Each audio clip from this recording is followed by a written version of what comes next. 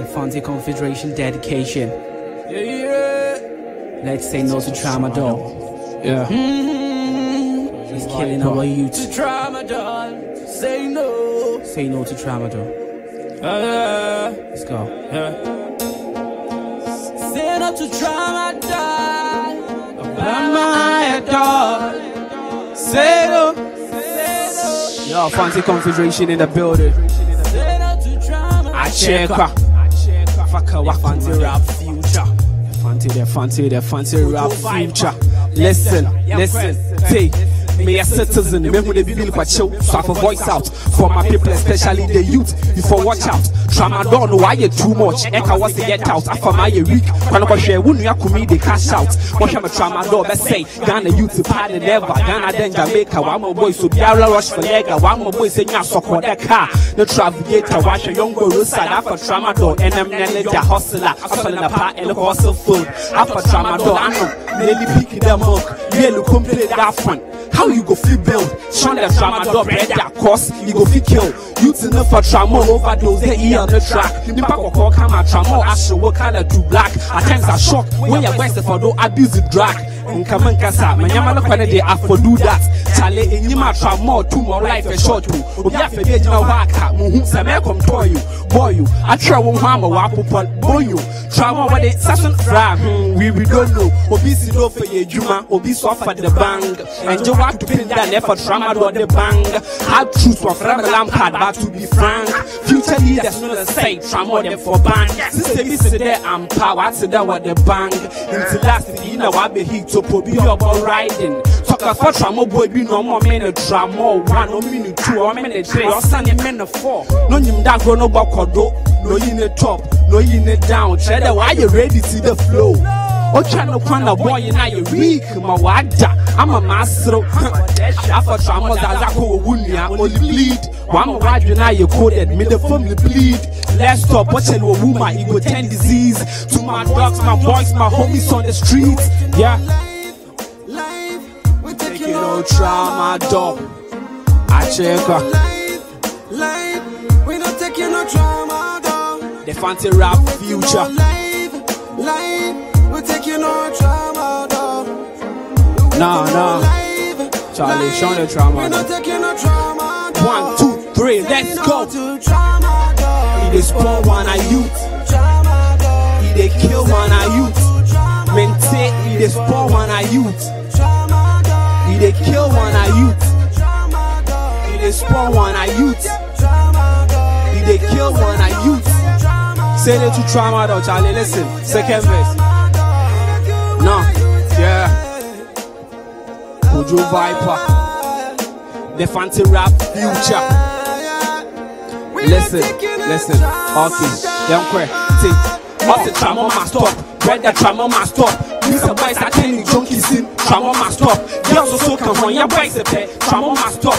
Mr. President say the same man before rise up. Hey, I'm a brother. Me pay your number say. Into the bar, me pay your mobile in the BJ. So you're good, but the side effects in me say. Say me sa, they won't there or 2 million per se. You think of drugs our day. I'm one for the young for day. Or be powerful the way you can say better than winning ya by day. This is about one who will foam. Why you for taking? I know the bar, Shem. This is about why you for taking. After baby form. As a well get take and can answer them now when you fit. Sister Becky, K Basel on kitchen, but to me, Jay, where could you be? Question me, Jay. After trauma and Casa, a Betty, Maya fine trade, Caesar Wallison, or Father 2, Maya high trade, Maya lion, when you ask son, Maya I read. Why the Casa that could you, Walla Ade, Walla share, trauma, I'm a boys, Lugo Trombo, trauma go that to me the post, so party photo, and you may be now, or better chance, super cool, trauma waste the time, bear in mind, time they go, let's come together, Freemates in the Fluka, for a plumber, for a baba, and stop the trauma forever. I check her, the fancy rap future. Say no to trauma, Charlie. We kill one of youth. Let's try to stop this. I check.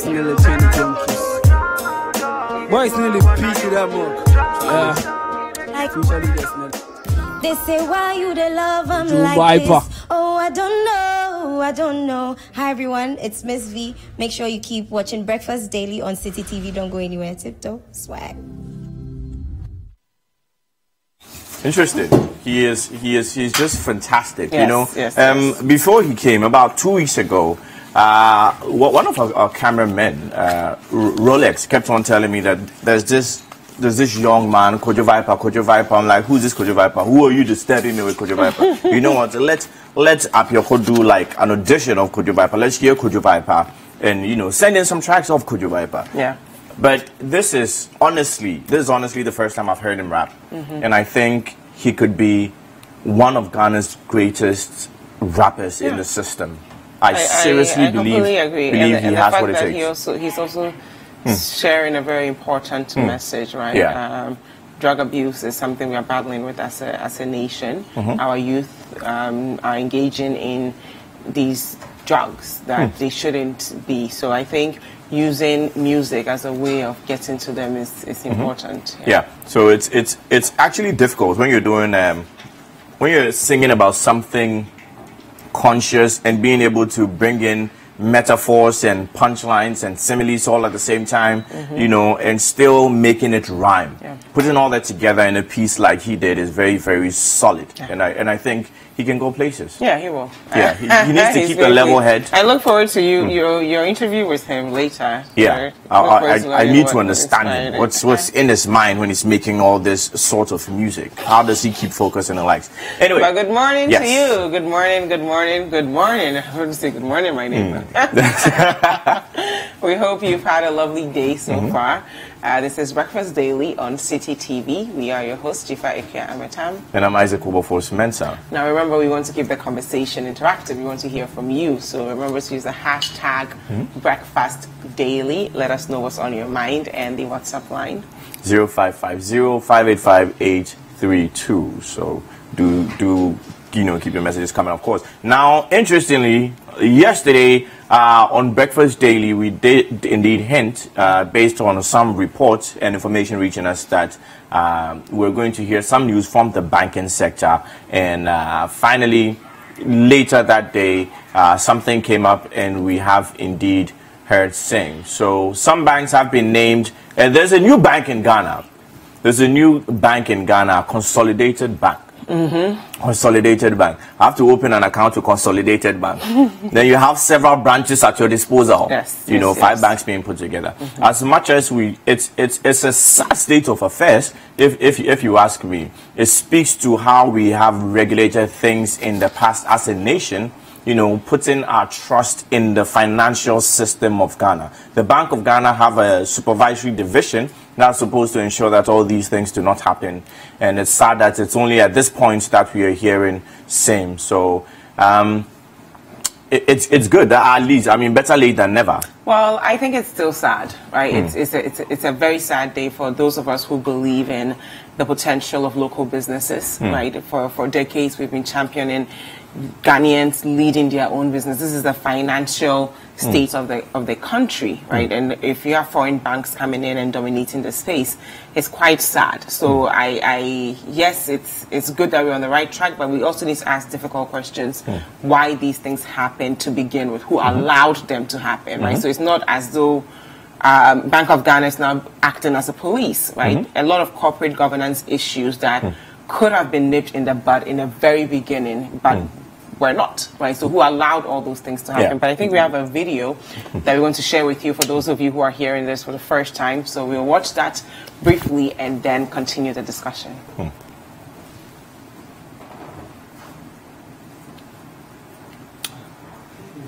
Or maybe to support the government's twin objective of financial stability and strengthening indigenous banks, the Bank of Ghana is consolidating the good assets and liabilities of Unibank Ghana Limited, the Royal Bank Limited, the Beige Bank Limited, Sovereign Bank Limited, and the Construction Bank Limited to become the Consolidated Bank Ghana Limited with immediate effect. The bank has approved Mr. Daniel Addo as the new Chief Executive of the Consolidated Bank Ghana Limited. In addition, the government has appointed the following as the key management people to support in transitioning into the new established Consolidated Bank Ghana Limited. They are Mr. Simon Donu, who would be the Consolidated Bank Director in charge of Unibank, Mr. Alex Dodu, Consolidated Bank Director in charge of Royal, Ms. Kesua Brown, Consolidated Bank Director in charge of Construction Bank, Mr. Babatunde Ampa, Consolidated Bank Director in charge of Page Bank, and Boulders Advisors Limited, led by Mr. Reggie France, as advisor to the Consolidated Bank Ghana Limited.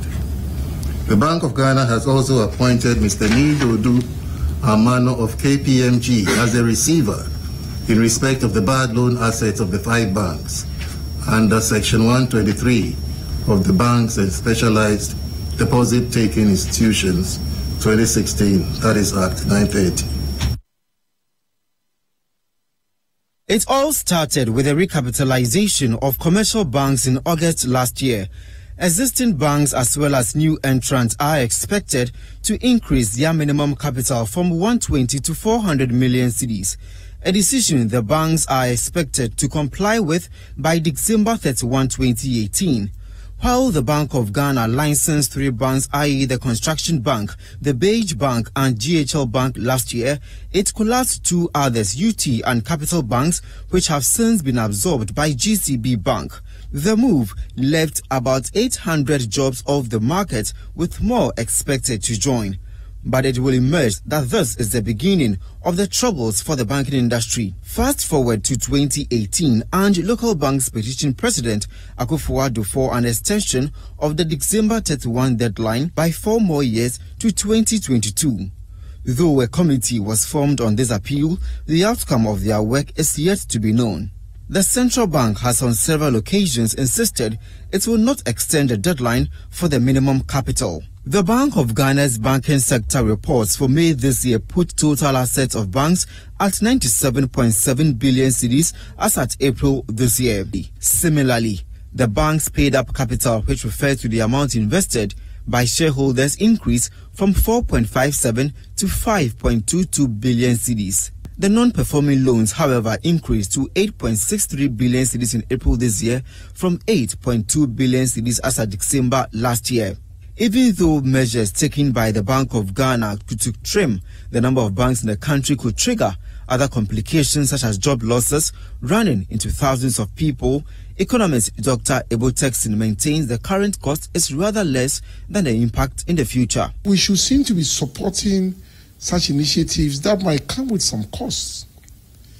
In fact, if banks merge and there's a slash down on employment, it meant that some of the banks will even employ much more than they should have. And one thing about these banks that we have is that even their top management, the salaries that some of them receive is way beyond the industry acceptable levels.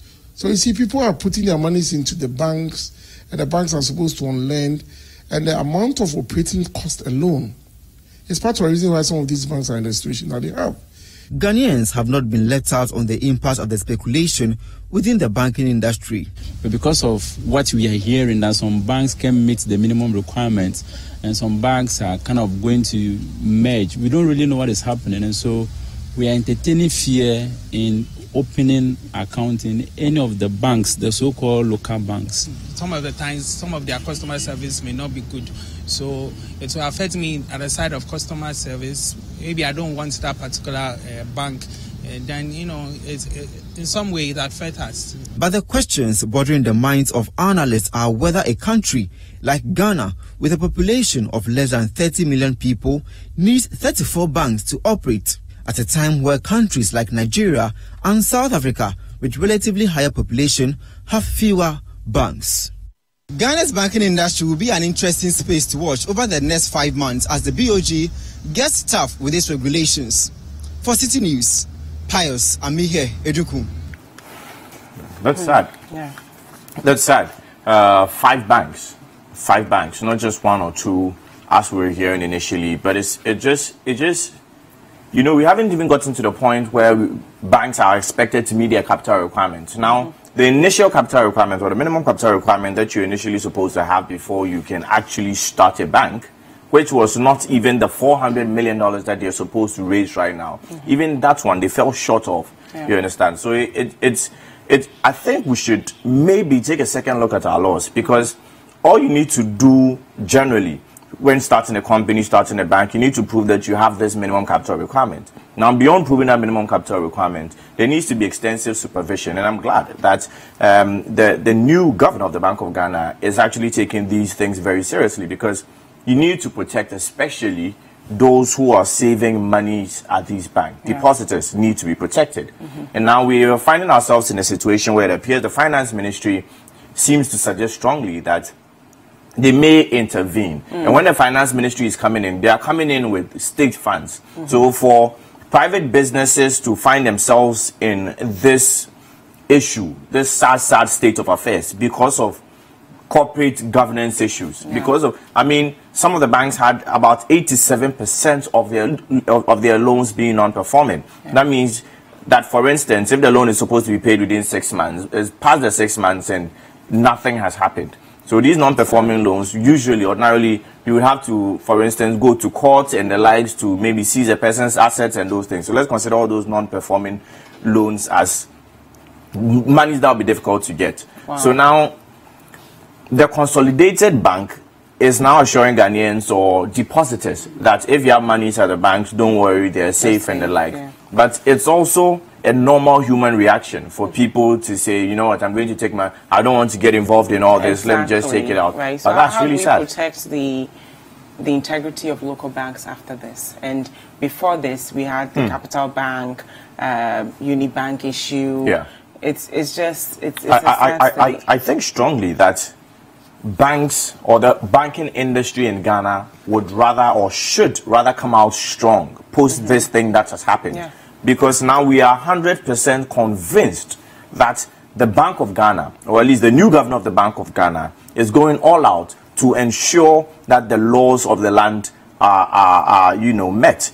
He's ensuring that he's supervising these banks to protect depositors and to protect the banking industry in general. So personally, I feel like if you're able to pass this test, and now he's even increased the bar or raised the bar by saying, you know what, by December, we want you to meet your $400 million minimum capital requirement. So if these banks are able to increase their stated capital to same, it will be very important. And to do this, there are usually about 3 ways or so to increase your capital requirements. And if they're able to manage this, I think we'll go a long way. So, for instance, they can... The only thing is that they are not allowed to issue new shares. So they can sell from their treasury shares to add to their stated capital. They can, instead of, for instance, declaring dividends and the likes, they can shift. So there are many ways that they can increase such monies. And they've been given such a short time. So if you've been given such a short time and you're able to pass this test, legally, then it means, right? yes, legally, of course. Monitor the way you're going about acquiring these funds, and they might also get in trouble for it. So I don't know if this is a sign that the Bank of Ghana should perhaps extend the deadline, because if someone is panicking to meet a deadline, they may also, make some moves that will have some consequences in future. But I think we have more information for you guys on what started all of this, so we watched that video quickly. The next video would be on what actually, how much this consolidated bank is going to cost. Yes, how much is going to cost the nation. That's very important. The government has also issued a bond of 5.76 billion cedis to cover the gap between the liabilities and good assets assumed by the Consolidated Bank. The Consolidated Bank Ghana Limited is expected to play a strategic role in the transformational agenda of the government. This provision is part of a fund set up by the government to help address all the legacy problems in the financial sector. Going forward, the Bank of Ghana will continue to strengthen its regulatory and supervisory framework and promote confidence in the financial system through the introduction of the Basel Regulatory Capital Requirements Directives, review of guidelines, directives, and regulations to the industry in line with the new Banks and Specialized Deposit Taking Institutions Act, that is the Act 930, rollout of the Basel II and III supervisory framework, and ensure implementation of IFRS 9 by banks, full implementation of the new minimum capital requirements for banks by the end of the year. Okay, so that's a bit more information about, you know, everything, how much this is going to cost, how this started, and the fact that we now have a consolidated bank. So in effect, these banks have been shut down, more or less. These 5 banks or these 5 banking institutions have been shut down, and we are not calling it a shutdown per se, because they are not necessarily going through official liquidation. A receiver has been appointed, but we are not necessarily, you know, shutting down these banks. So we are consolidating them into one particular bank and then deal with it. We have an infographic here of why these 5 local banks collapsed, right? So we're looking at it right now, and it tells us exactly what they did, starting with Beige Bank. So Beige, their license was obtained by false pretense. We're going to talk more about that during the news review. They had a breach of cash reserve requirement and a declining loan portfolio. So all that, these are all some financial jargons that we will delve into during the news review. So we'll just briefly talk about all these banks. The next bank was the Sovereign Bank.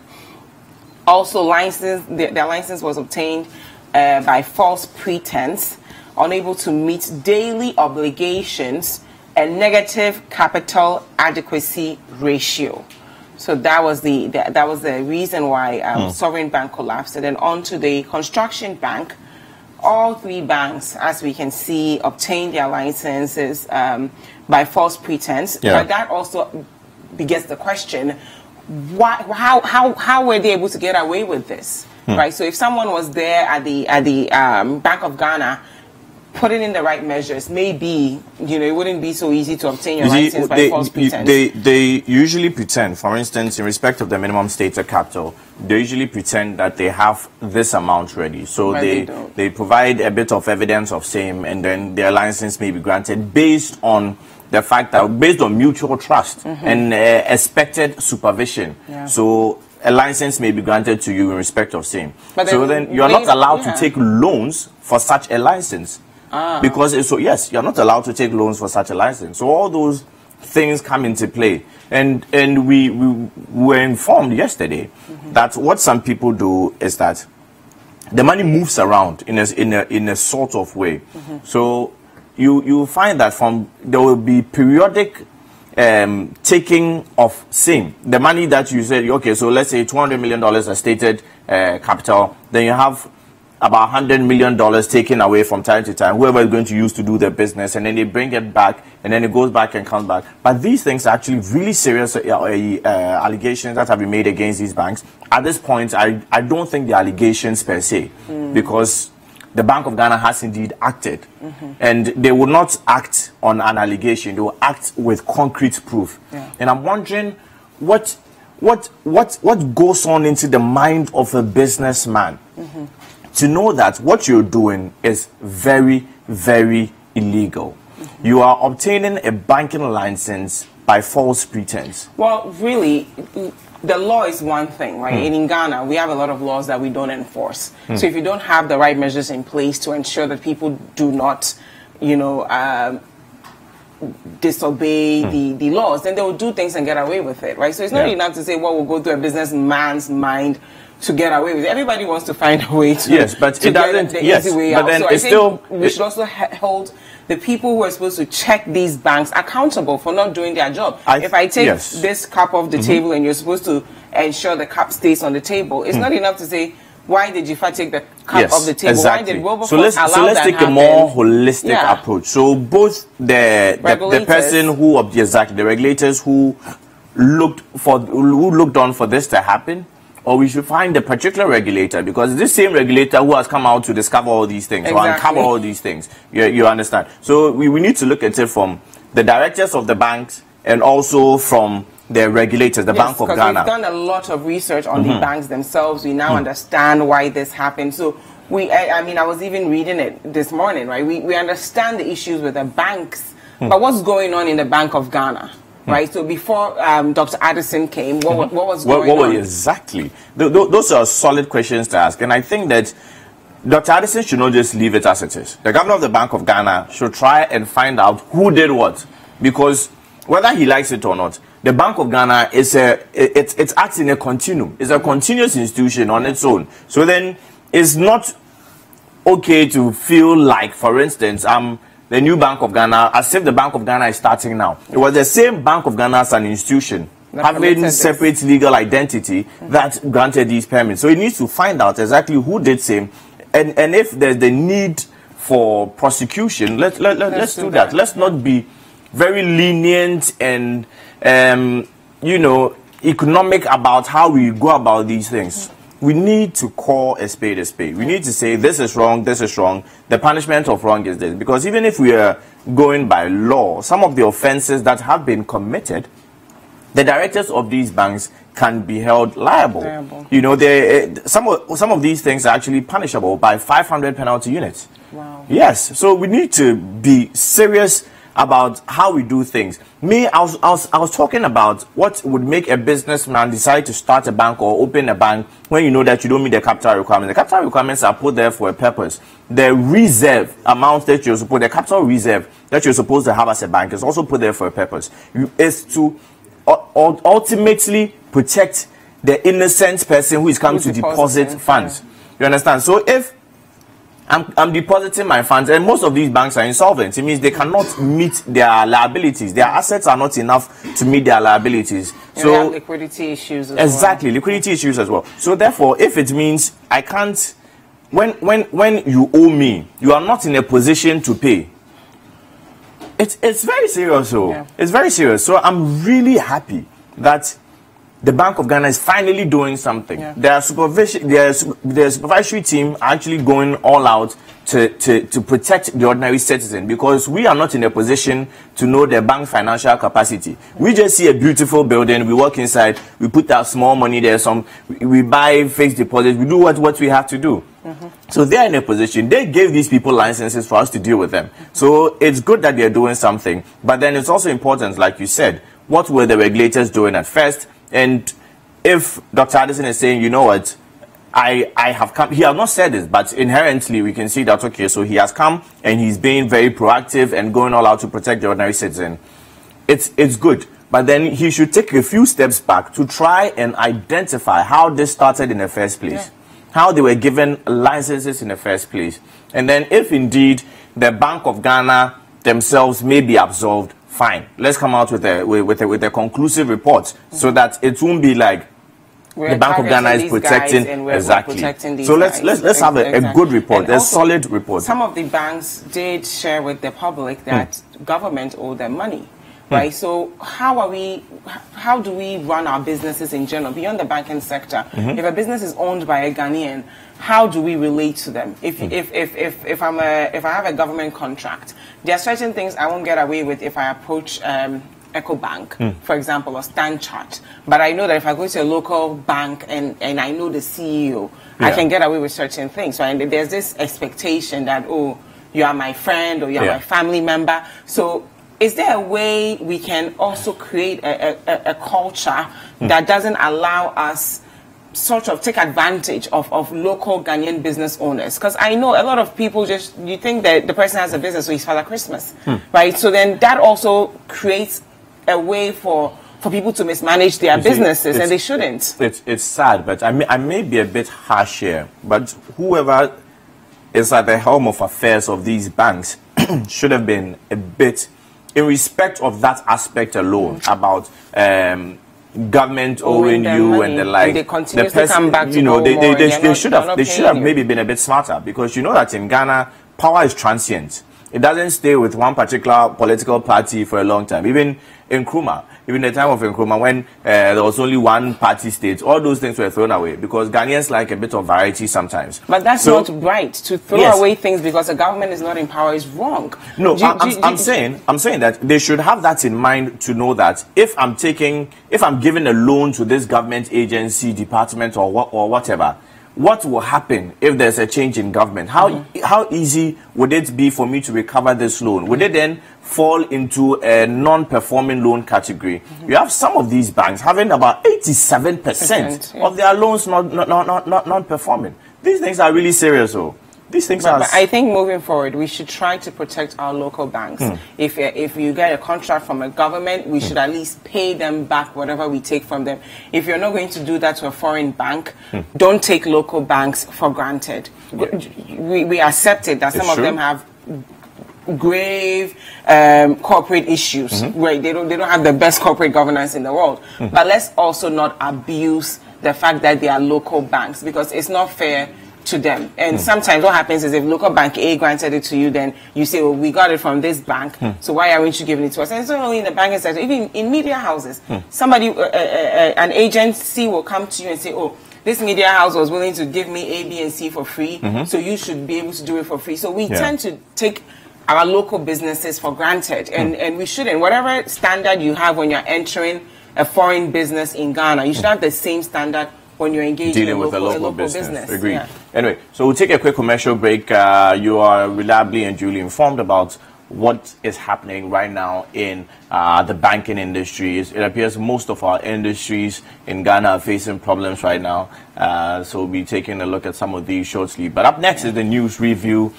We have a new EC chairperson. There's been a confirmation of Mrs. Jean Mensah. So we'll take a look at that story also shortly amongst others. This is Breakfast Daily. Don't forget to use the hashtag Breakfast Daily and the WhatsApp line 0550-585-832 to let us know what is on your mind as well. We'll be right back. Yes.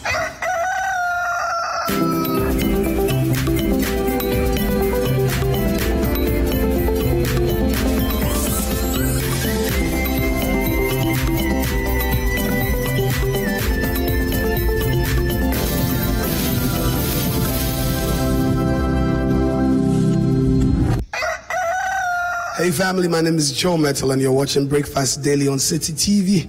Keep watching, don't go nowhere.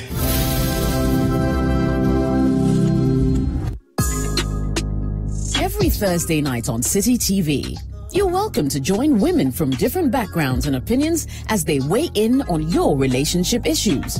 Watch Sister Sister as the ladies get real with issues about love, marriage, betrayal, sex, dating, trust, finances, and more.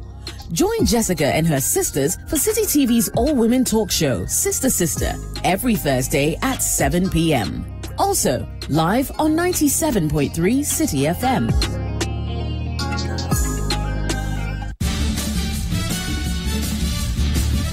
For regular news checks as they unfold, 2020 news, all day, all the time. Politics, sports, entertainment, business, and more. 2020 news. We bring you the world in 20 minutes. And that's all the news in 20 minutes.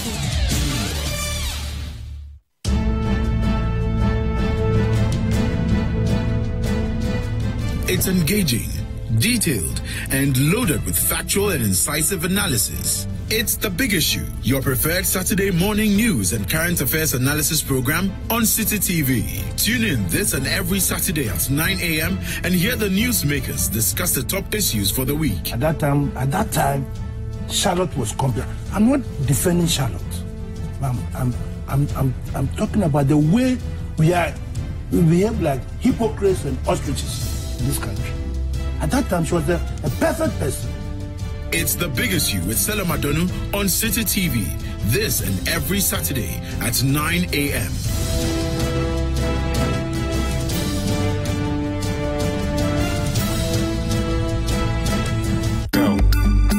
Spend 30 minutes every weekday catching up with all the trending social media conversations of the day. If you tweet it, we'll read it. We might just even Skype you. Just, no matter your situation, you can rise to the top. Absolutely. You really and can. It's interesting that he wrote this article on the 17th of June, and on the 18th of June, yesterday, he actually scored 2 goals in the Belgium World Cup meet. 30 minutes is all it takes, so use the hashtag 30minutes on social media to catch our attention. Join the most interactive social media TV show weekdays at 5 p.m. only on City TV. They say, why you they love them like this? Oh, I don't know. Hi, everyone. It's Miss V. Make sure you keep watching Breakfast Daily on City TV. Don't go anywhere. Tiptoe. Swag.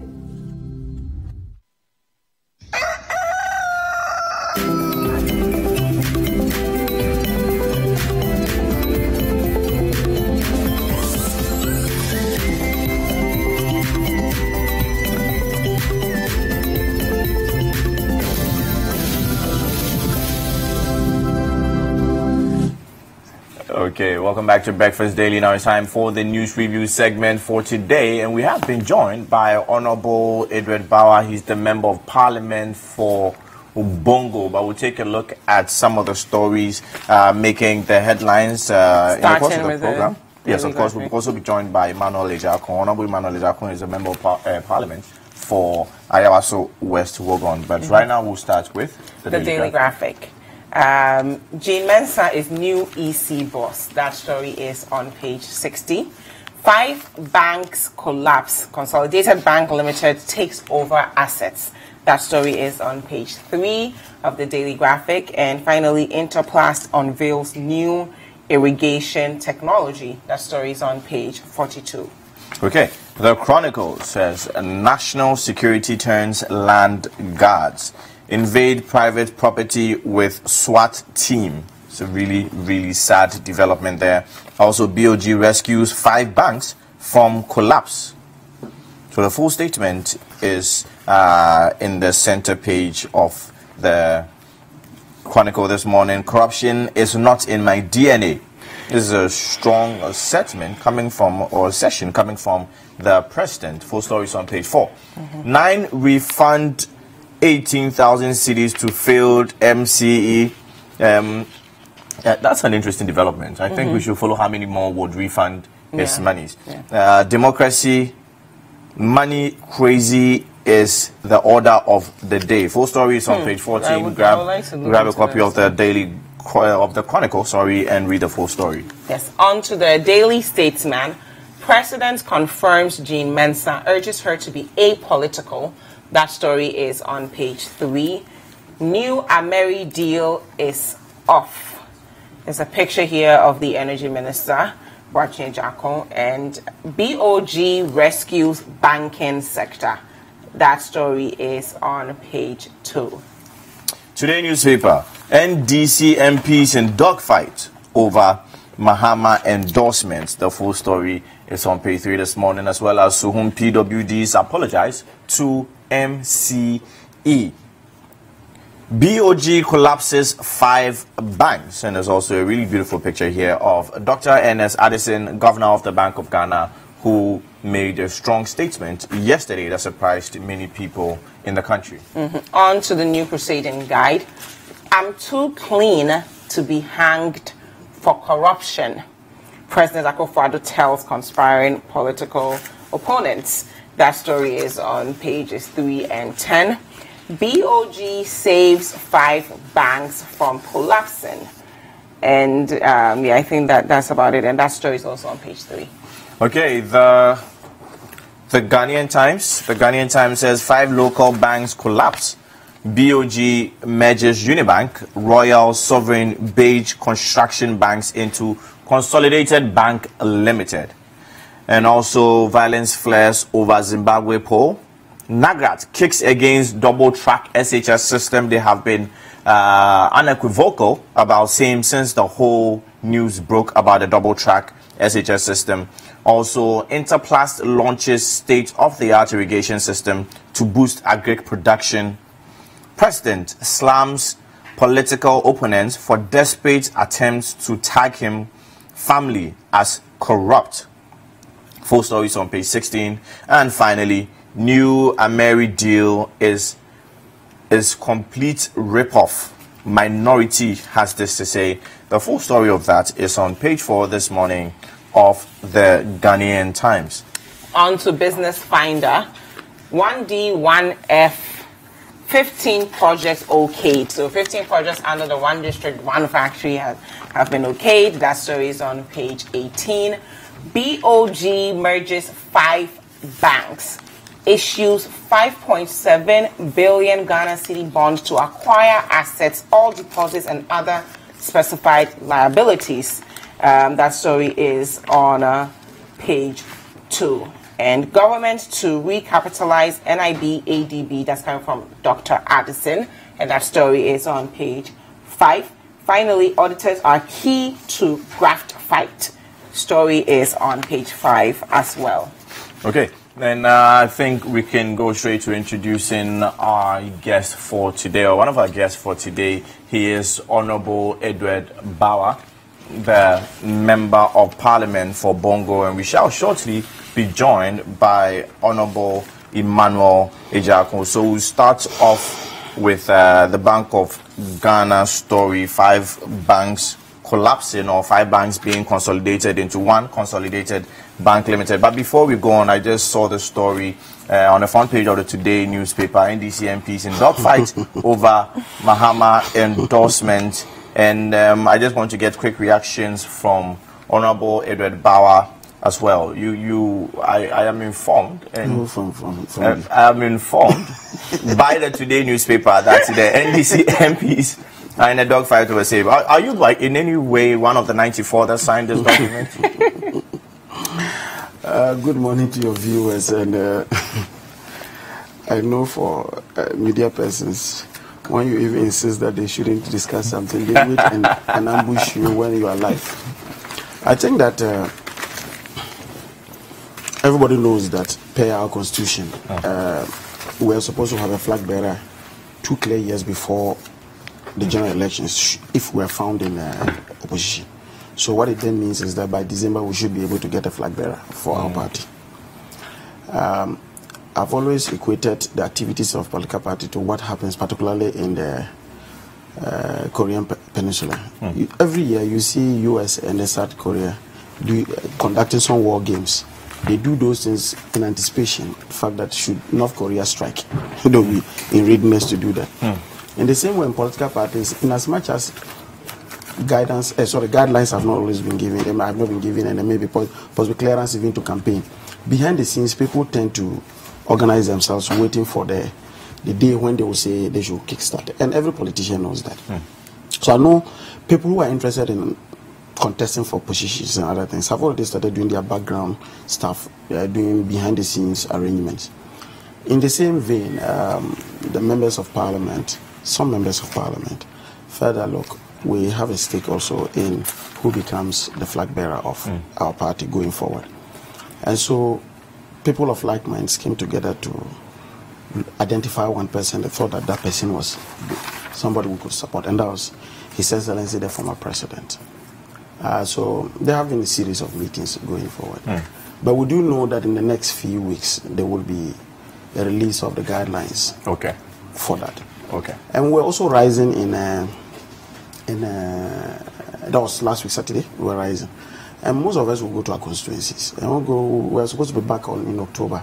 At that time they would have given out the guidelines and things would have been there. And it is always difficult to get members around, because if for example you're in Bongo, another person is in Zima area, I mean you have challenges getting each other.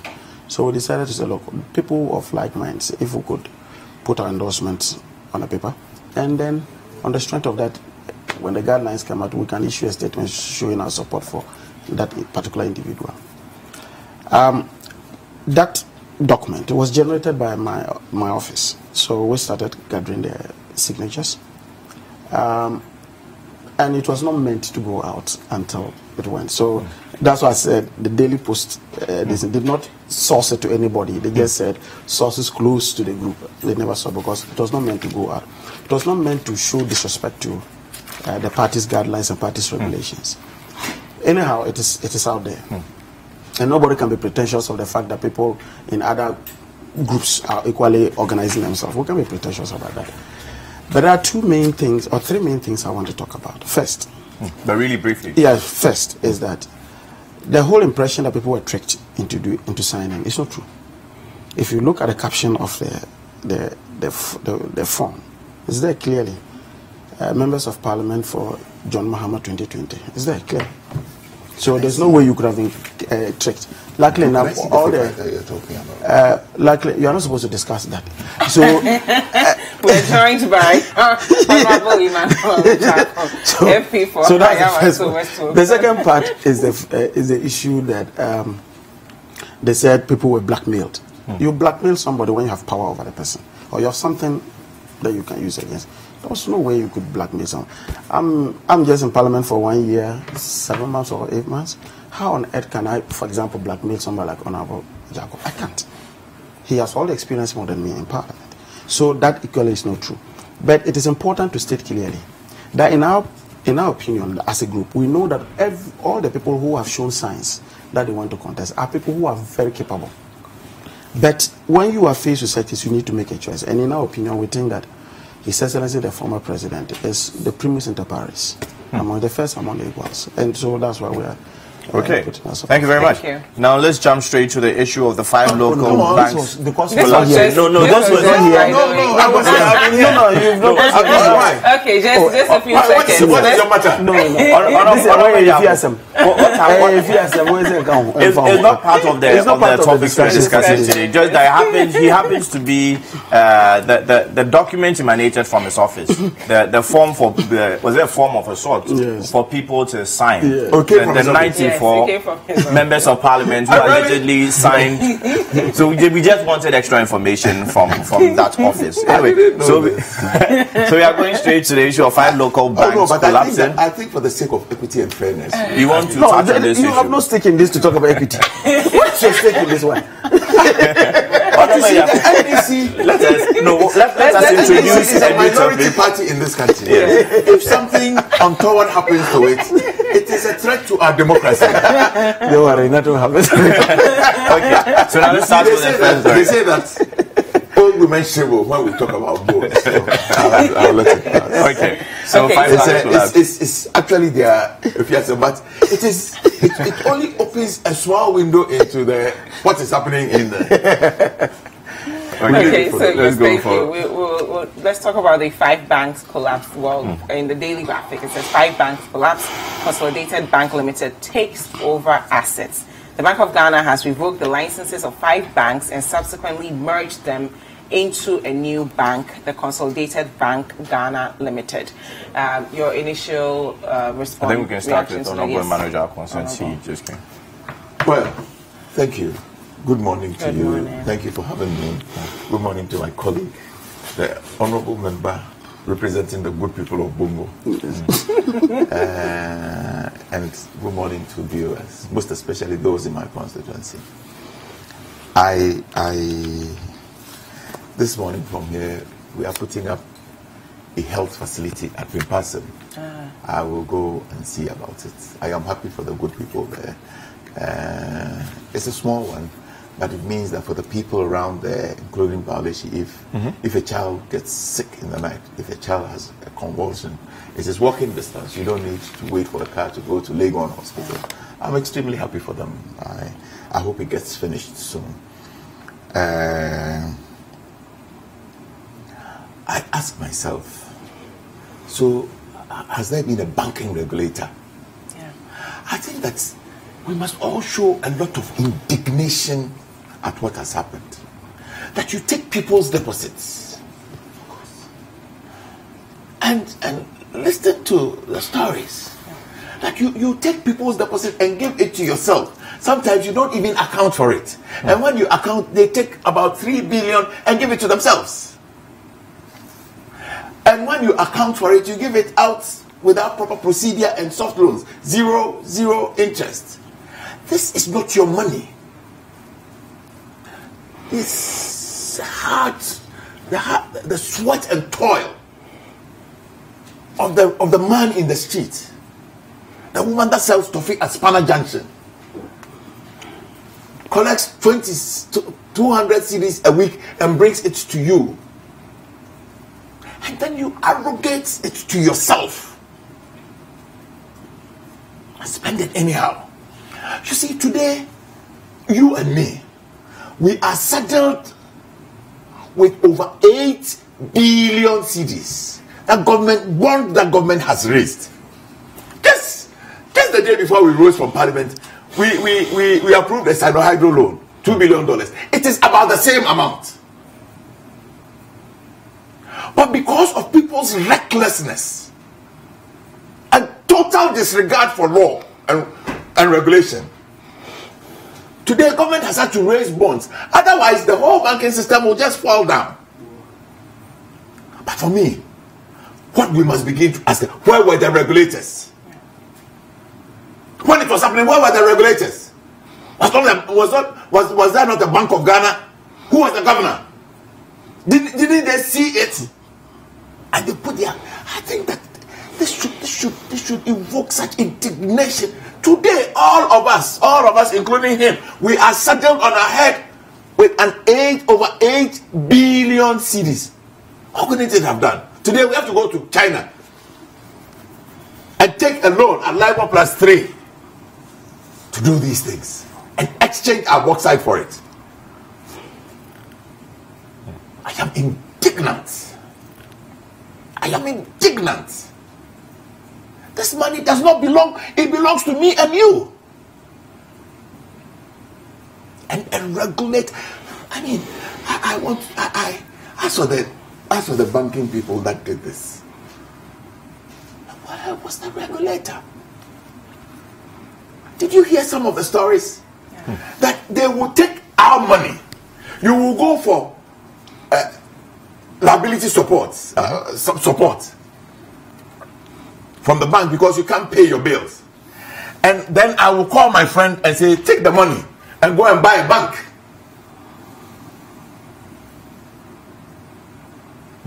So we'll look into all the issues with specific to the banks, but let's take your initial reaction. Yeah, so I think that for me, there are a lot of issues that come to the fore when you look at this situation. What were the options available to the Bank of Ghana? What is the effect on the taxpayer?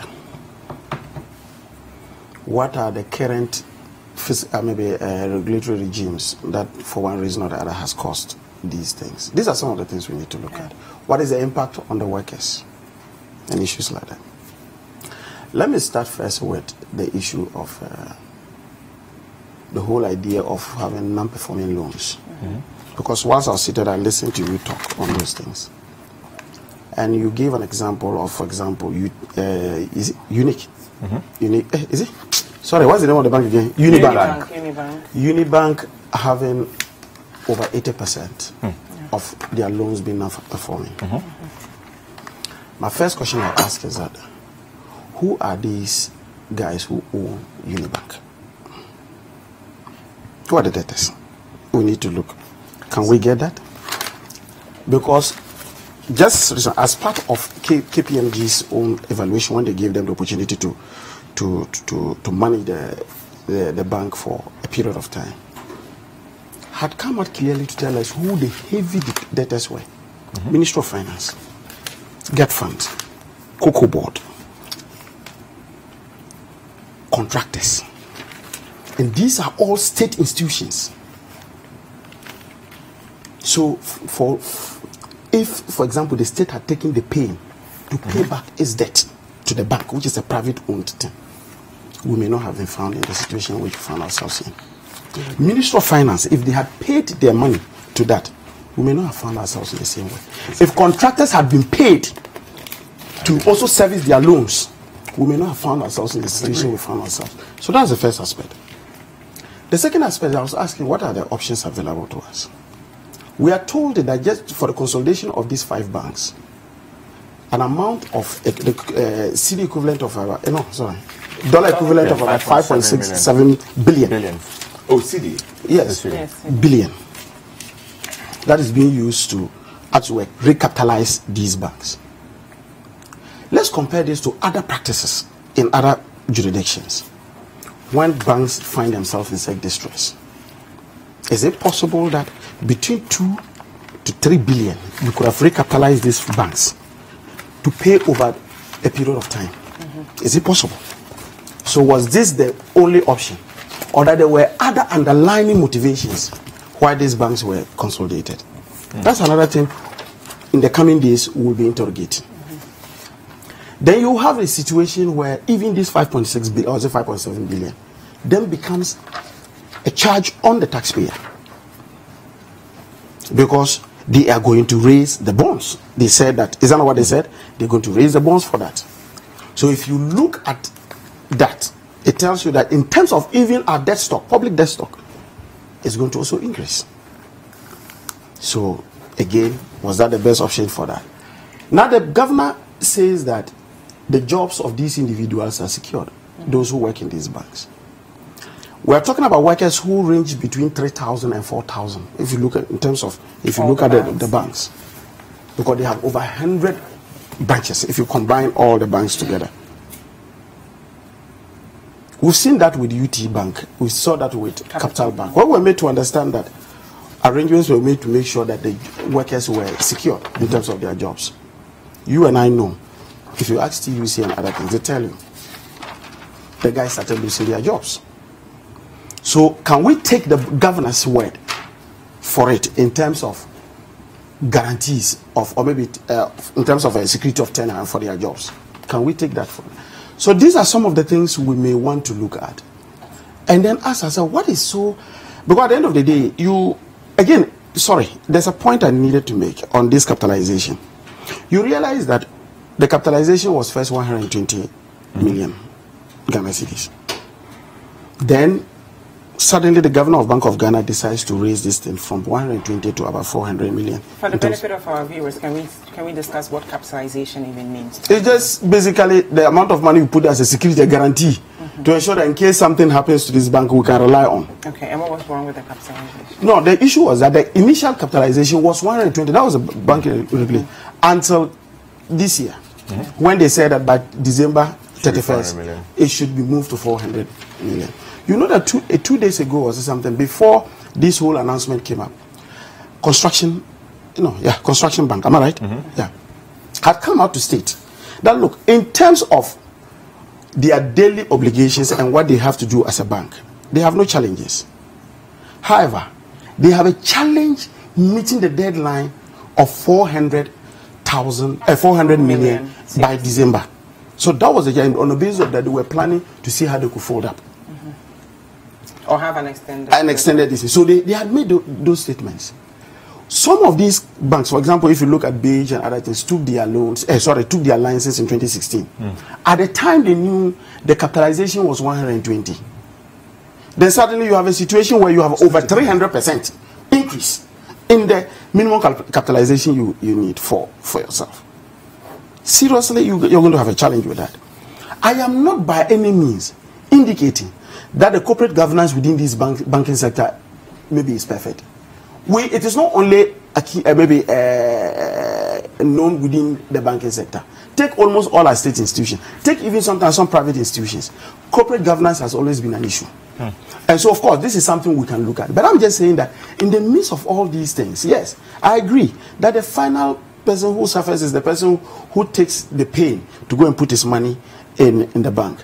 You know the story of Midland. Midland, the issue was because the woman was going to pick her money when she met her policeman. Me, I'm always praying to meet my policeman. Oh, stop it. So that we will delve into the specific banks, but we do have to go for a quick break. We have received a bunch of messages from you guys at home, so I'll read some briefly. Sammy from Kaneshi says, so please, how come Unibank won an award for the 6th most prestigious company in Ghana? That's a question he wants us to ask. Which year was this? I don't know. Sammy, let us know which year this was. And you need to ask the people who organized it. And Filippo also says, Jean Mensah's new EC boss, and I'm pleading. I welcome Jean Mensah's new EC boss, and I'm pleading with her to be humble and do the job better as it is.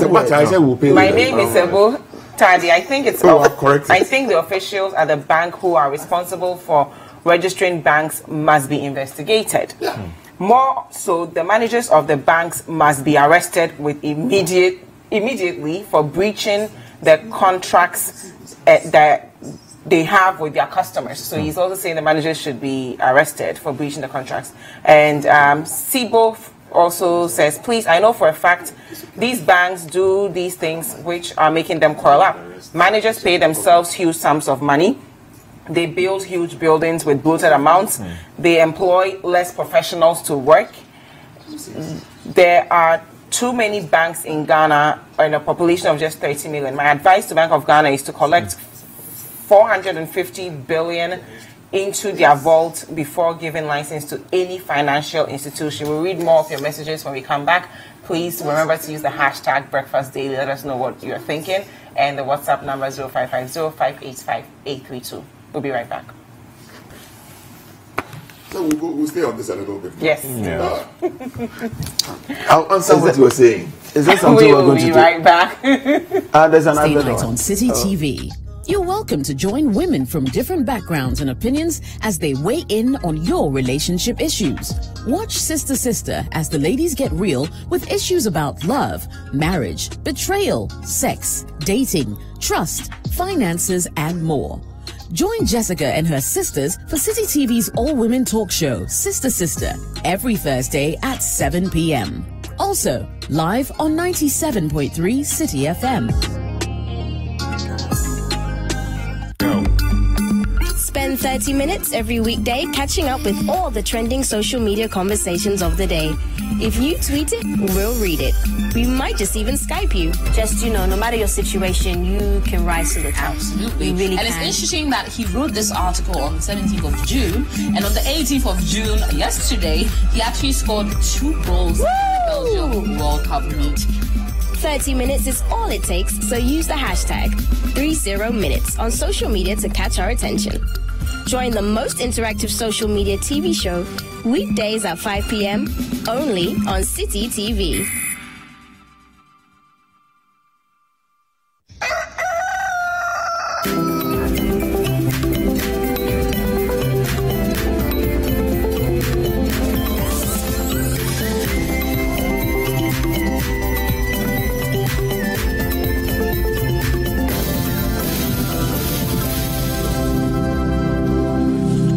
Okay, welcome back to News Review on Breakfast Daily, and we are indeed still joined by Honorable Emmanuel Ejaku, who's the Honorable Member of Parliament for Ayawaso West Wogon, and of course, Honorable Edward Bauer is the Member of Parliament for Bongo, and we are discussing the issue of the 5 banks collapsing or being forced into one, the Consolidated Bank of Ghana Limited. Anyway, Honorable Emmanuel Ejaku.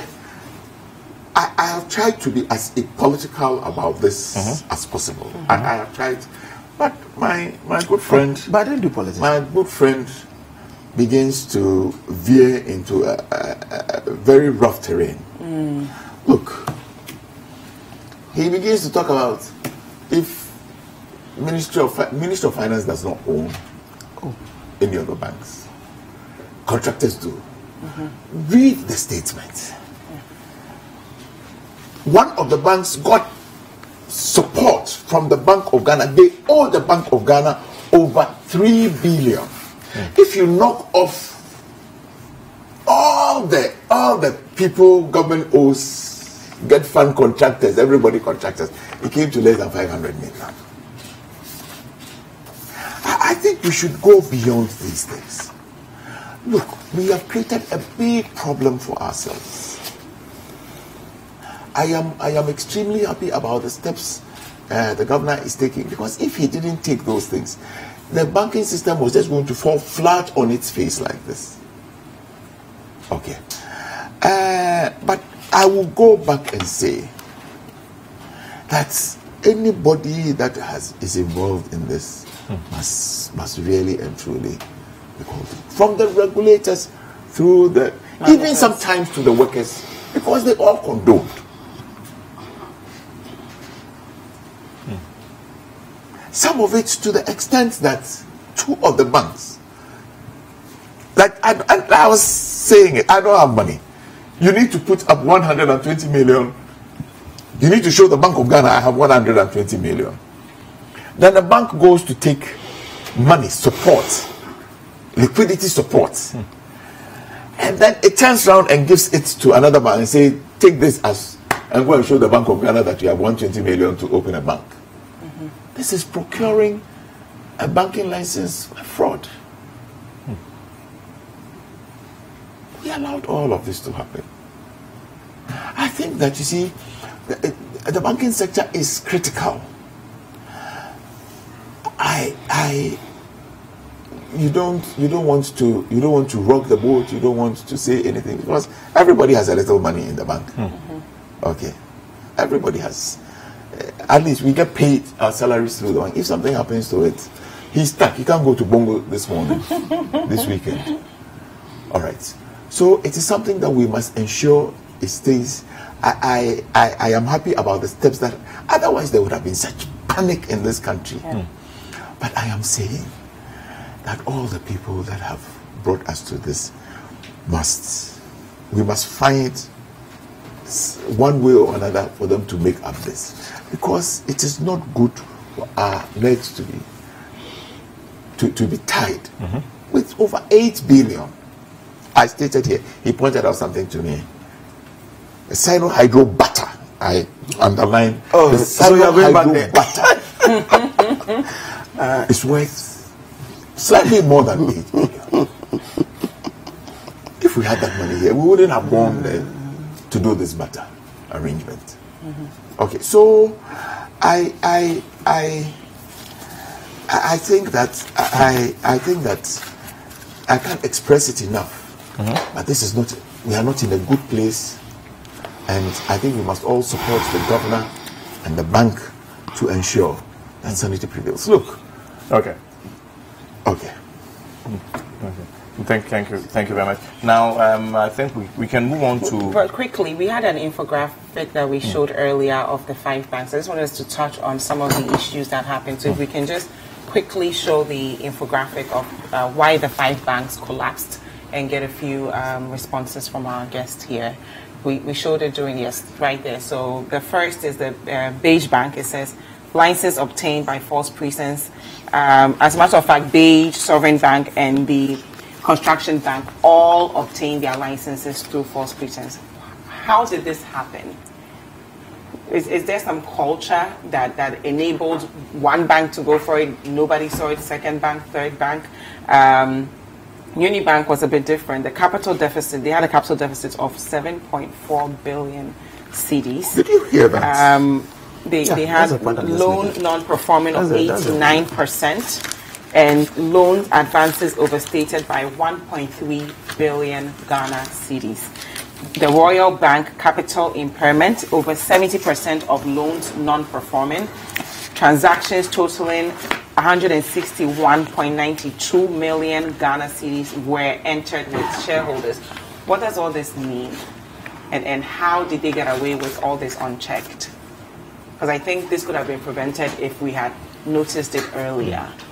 No, but the first thing is that, look, when you have officialdom make statements, I have come to realize that sometimes you need to go behind the statement and investigate that, because our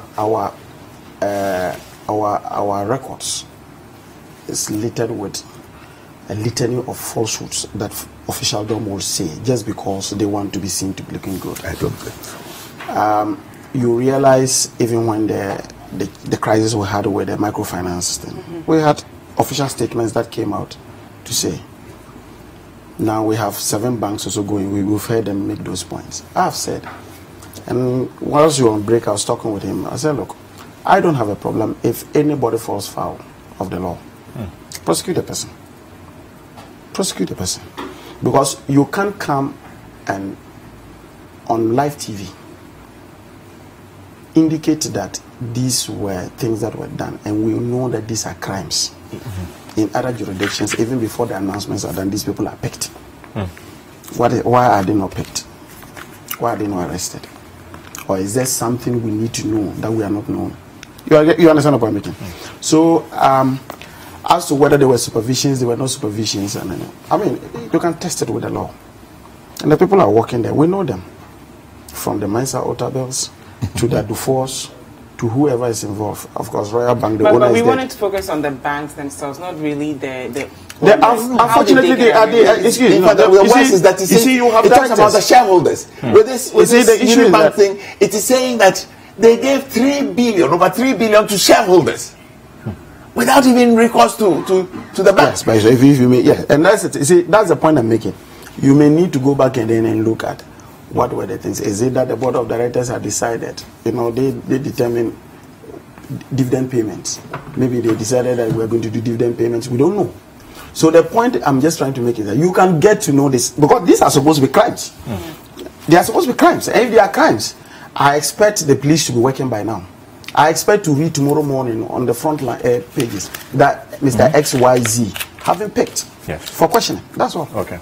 Now, I think we should move on to another story. President confirms Jean Mensah urges her to be apolitical. I'm reading from page 3 of the Statesman this morning. The newly appointed chairperson of the Electoral Commission, Jean Edukwe Mensah, yes, her two deputies, Eric Bosman, Samuel Tete, and a member of the Electoral Commission, Adjoa Isioma Brefa, have been charged to be neutral in the discharge of their duties, amongst others. So the appointment ceremony was yesterday. So I'll start with the Honorable Ijako on this particular story. Well, I think the president has done his duty. There was a complaint against the former. Due process was used, and the president took the necessary steps to appoint a new electoral commissioner. She was sworn in yesterday. Like His Excellency the President said, all of us hope that she will play by the book. And do what is right by Ghana. I don't see the big thing. She's appointed, unless somebody says that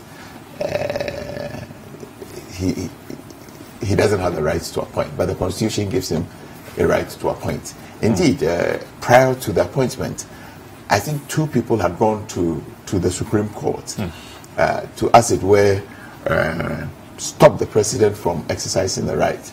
The Supreme Court 7-0 throughout the actually one person, Fafali, Ms. Fafali. Oh, I think there's a second one. Kweku Bakun went, but not on an injunction. He went for interpretation of the Constitution. All right, good. At least there are 2 cases pending before the Supreme Court. So Fafali, Ms. Fafali Nyanoto. Let me say this. I am happy that the Constitution is tested. What establishes democracies is that all the constitutional provisions and statutes are tested. It is okay. I applaud her. But the court, the apex court, was unanimous on the matter. No, it was on the injunction, not the substantive matter. Yeah. What I am saying is that they were unanimous on the matter and said that if the substantive matter comes before them and they find something wrong, it is within their right to ask for a revocation of. So don't stop her. All right. We wish her well. I hope, like the president said, the government does not get elected on the back of an electoral commission. The government gets elected on the back of the wish of the people. In Parliament, we have a prayer every morning when we go. In fact, part of the prayer talks about government being the wish of the people. Okay, so that is what democracy is about, and elections just gives expression to that desire that we the people decide that we will give the mandate to so and so. Okay. Yeah. Thank you very much. Now, what does this mean for the initial intended demonstration that the NDC sought to embark on? Okay. Let me indicate that if you look at the appointment of Madam Jean Mensah as a politician, somebody who has run an election and won, she has no significance in the outcome in my constituency. She has none. Because what happens in the 98 branches is in my own hands. And I have to determine how I make sure that my ballot is protected. So that is my deal. And over a period of time, we've come to realize that whoever becomes the electoral commissioner cannot and I use the word cannot, dare, steal the mandate of the people. It's not possible. The other point I think we need to make very clear is that whilst we wish her well in whatever she does, pending the outcome of the Supreme Court cases, the two cases, and if you look at the ruling on the injunction aspect, they said that depending on the ruling there, it could nullify exactly what the president has done. So let's wait and see how that goes. But I was surprised that the president was at pains to try to explain himself that he was not part of this whole skill in removing the previous one. I want to believe him, but when he goes to lie down in his room for a 75-year-old, 74-year-old, if his conscience tells him that he didn't have anything to do with this, and that it was just his constitutional mandate that he was executing. No, what did I just say? Point of order. What did I just say? And you say you are doing point of order on radio, on TV. What is my colleague saying? Let me make my point. Why are you making point of order? Let's find out. I'm also wondering where he's heading. Okay, let's find out where he's heading. So let me make my point. Okay. Sembeni. Why are you people always jittery? Oh, jittery. You are misleading the public. Yes. I'm not misleading. I'm saying he that hasn't landed where he wants to land. So maybe he is going somewhere. Said president. No, need to mention his age and all that. I don't know. I'm trying to say because of his experience. Look, it's okay. It is I will have an appropriate answer. It is not easy. It is not easy to attain the age of 74. The scripture says we're 70 and 80 for those who are strong. He's met the scripture, what do you call it? Injunction. So, he must be celebrated for that. Okay. So the point I'm just making is that with his experience, if he's telling us, and I want to believe him, if he's telling us that, he had nothing to do with it, and he goes to lie down, and his conscience still tells him that he has nothing to do with it, then I'm okay with it. As a Catholic, I am made to understand your conscience, your well-formed conscience is the voice of God. So if you think that you didn't do anything and you were struggling on TV, the radio yesterday to explain that, if you go and lie down, that is where your judge is. That's all I will say on that. I am surprised at this twist. May I ask, and may the good people of this country be the judges. When there was this internecine and ending fight between the three chairpersons, it was provoked by Akufo-Addo. When Charlotte Osai was accusing her deputy that he stole 6 million cedis from the NDC, the money they paid for the one they say we don't pay much, Or which one are you talking about? I don't know. Let's focus on the topic. I don't even know how much it is. You're referring to the primary. When she, the chairperson, accused her deputy that she stole money that was paid by NDC, I suppose that Akufo-Addo was pushing the woman to do it. When their fights were out there in the public domain on a daily basis, it was Akufo-Addo who was instigating it. Come on. You fight your fight and hurt yourselves, and a due process is taken, and you want to blame somebody. I think that Ghanaians are more discerning than this. I'll raise my case. Okay. Thank you. Now, just a sentence just on this. I don't know why everybody is worried about this. Look, the man says he was not involved. We want to believe him. But why let's just leave it. What is your problem? It's okay.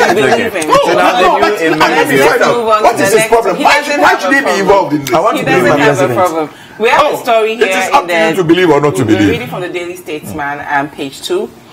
It says, new Ameri deal is off. Information being picked by our impeccable source within the presidency reveals that the Energy Ministry's solo-driven new Ameri deal will not see the light of day. It is emerging that the president was misled into giving his executive approval under the guise there was an urgent need to have the deal laid in Parliament before its rising. Let's get your initial thoughts on that. I think that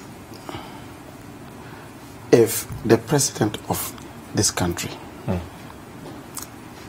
gives an executive approval for a contract that is going to commit the state for the next 15 years, and he says he was misled to doing this? Well, the president didn't say that. This is just information. No. I'm running commentary on the report, on the story.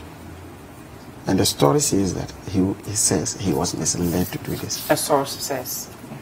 Yeah, whatever. If one just say that we are hearing or we are dreaming about it, I was misled to do this. I am worried for the state. And I'll explain to you why. You know, ordinarily, for situations like this, unless the thing is an emergency, there is reason why the Constitution makes provision for cabinet. Yes, it is true that all executive power resides in the president, and the president can exercise them within the mandate in which he's been given. But if it is not one of an emergency, it is only fair that usually you take it to cabinet. You have people with different skill sets, the finance minister, the attorney general, everybody, to peruse that particular document and then give, what do you call it, a cabinet approval to it. But the president chose to give an executive approval. What was the agency of the issue? 2, you get to parliament, and even the basic documents that are necessary for us to consider them were not there. And my colleague is here. On the other paper, for Friday that we sat, I'm a member of the committee. Friday that we sat, and the Friday that we sat, that we're supposed to approve this. We're given 2 hours to look at it and come back. That was the day Mr. was being buried. Indeed, we in the minority were at the funeral when we heard that they were trying to consider the thing.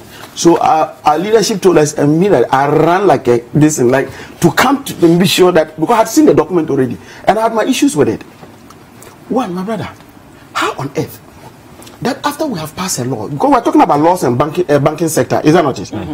We have passed a law, the Public Financial Management Act, that indicates that if you have a contract that runs more than a year, and then you are bringing it to Parliament, it must have a no objection letter from the Minister of Finance, or at least the memorandum that is coming to Parliament should be co-signed by the Minister of Finance to show that he at least is aware of it.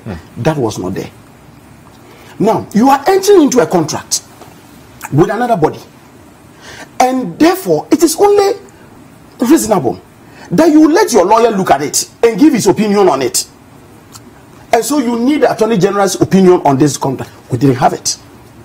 Tariffs are set up by PURC by law. So even if you negotiate a tariff arrangement with another body, whether it is a PPA or it's a contract in the form in which it came, it is subject to the approval of PURC. You never sent the tariffs to PURC for approval. And indeed, PURC Executive Secretary was at the meeting. One asked her, she said she didn't have the figures. So you didn't even have approval on those things. The company that you were bringing, you said that the details were, if you look at the arrangement, the agreement and other things, that Ghana was going to benefit more, and it was a more enhanced form of the Ameri one. Give us a value for money report, audit report. That suggests that that is the case. Metalenos that came, they have not worked in Ghana before. We do not know them. Don't you think that it makes sense to have a due diligence report on the company so that when we are making a decision, we should be able to do that? So for 5 requirements that we needed, none accompanied the document that came to Parliament. Meanwhile, they wanted us to use 2 hours, look at it and get it approved. What was the emergency situation in this? Then you come to the president, it's right from the report. I'm not saying the president. If the report is true, is the president telling me that he did not also look at the figures that were there? Maybe you may not have been able to read the whole document, but let's go back straight to the figures. If I'm giving a contract, the first thing I do, I look at the fiscals.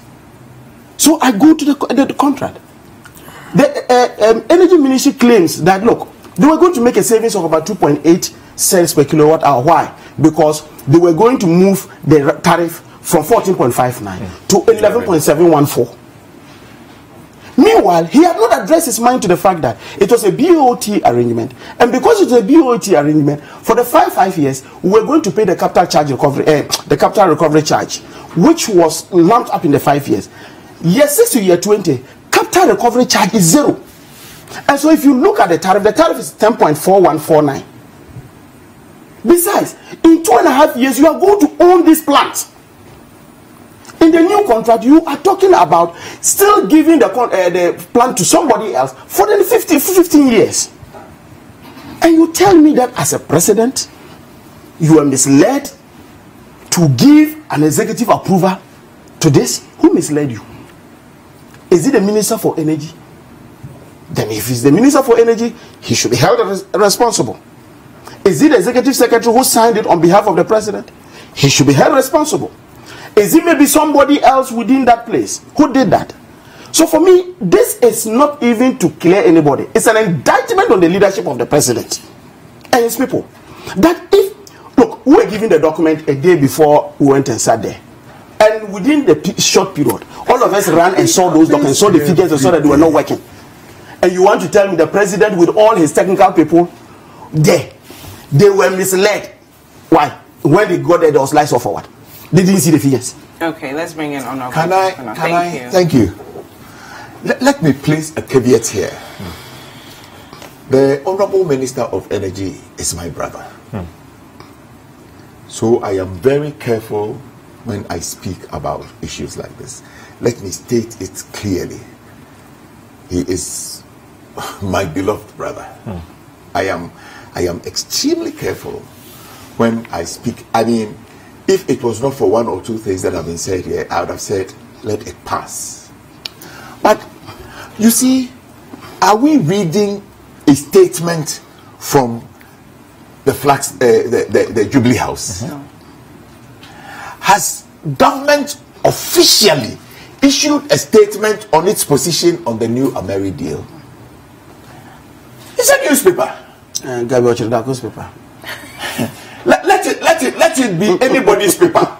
It is a newspaper. This newspaper has gotten it wrong sometimes. Let us wait. I believe that today is cabinet. If at the end of cabinet brings a statement signed by the secretary to the president or the press secretary to the president, then that is the official government position. You know, in the past, in Egypt, there was a newspaper called Al-Ahram, and they called it the authoritative Al-Ahram. Even the authoritative Al-Ahram used to make mistakes sometimes.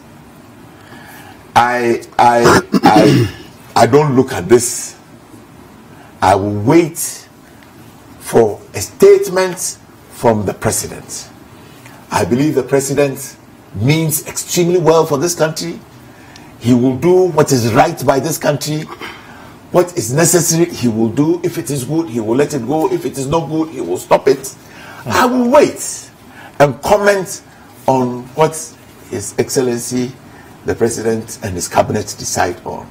Otherwise, everything else is speculation. Okay. I think that is it. I think that's fair. Honorable, you agree? Honorable, but I think Oh that's no, fair. no, no. I respect his position on that, and to be very sincere, as I wish we were not discussing this issue. I needed somebody else to be here.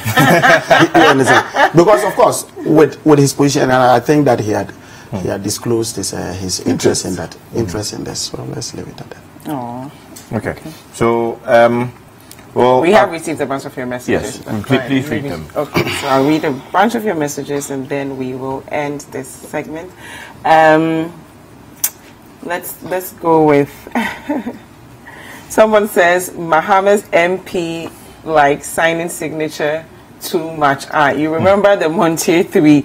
God bless them for bringing JGM. The results will be this time 34 to 66. Kindly ask Mr. Jacko, the MP of a well-developed area in Accra, who Who hardly uses his money. As whether or not employment caused by the creation of the Consolidated Bank will also be consolidated into one unit. So it says the employment cost. No, you hardly use your money to help that's not the point. He wants to know if the employment from the Consolidated Bank will also be combined as one. And why that dubious Ameri deal? Is he trying to establish a base for his presidential ambition? Okay, Jeff from Medina. He just wants to know if the employees of the other banks will also be combined as one. You see, that's it. The three people have a say. Somebody's misfortune, trouble affects all of us. Yeah. Okay? Unfortunately. This is why it is important that as a people we must begin to look out. When you work for a company and things don't go right, they'll call you and do things that are not right. Ultimately, if there's a problem, it affects you. Today, if you consolidate 5 banks and they have a staff of 4,000, it might not be necessary to keep all the branches, it might not be necessary to keep all the people. By all means, there will be some redundancies. It happens everywhere in the world. I think that the finance ministry indicated saying. Having said this, let me say that these things that are happening are not peculiar. I remember 20 years or more ago in America, there was a big day they had a huge savings and loan space. And all of these things were happening, even in America. Okay. But then government intervened and, like they have done, found money to stall a collapse of the system, and I think that they went after the people that owned the banks and did the wrong things. So this is human. I don't want to say it's something that in Nigeria it happened. It happened. Some very prominent people, the Hebrews and all of those things, ended up in jail. Yeah. Okay. So sometimes people get it wrong, sometimes people go wrong. But the challenge is that many times when things like this happen, we are not able to talk about it. If there's no deterrence, then people will do it again. Yes. For me, that is the thing. I think that's an excellent then way people will to do it again. Okay, do we have some more messages? No, I think that's it. Okay, I just want to read this really shortly. Maxwell Opoku-Agyemang, who was the lawyer for the petitioners for the removal of the former electoral chairperson, Madam Charlotte Osei, says the lawyers of the two petitioners, there are another group of petitioners who are petitioning the special prosecutor with further evidence against Madam Charlotte Osei. Oh, they have gone that extent? Yes. He says, he just sent me a message. He says, the lawyers of the two petitioners have submitted a formal complaint against the former EC chair to the special prosecutor's office. So he intends to join us in the course of soon on the show to give us further details. He's my friend. Greet him. He's my constituent. Okay, I will do that. Greet him. Okay, so Maxwell Opoku-Agyemang, Honorable Emmanuel Ejako says a big good morning to you. Thank you both for spending your morning with us, Honorable Bauer and Honorable Ejako, and to you at home for staying with us for the news review. Up next, we're going to learn about good citizenship, charity, and Kenke. So we're going to know what KK has to do with charity. Yes, KK and charity. For the needy. Yes, don't go anywhere. We'll be right back.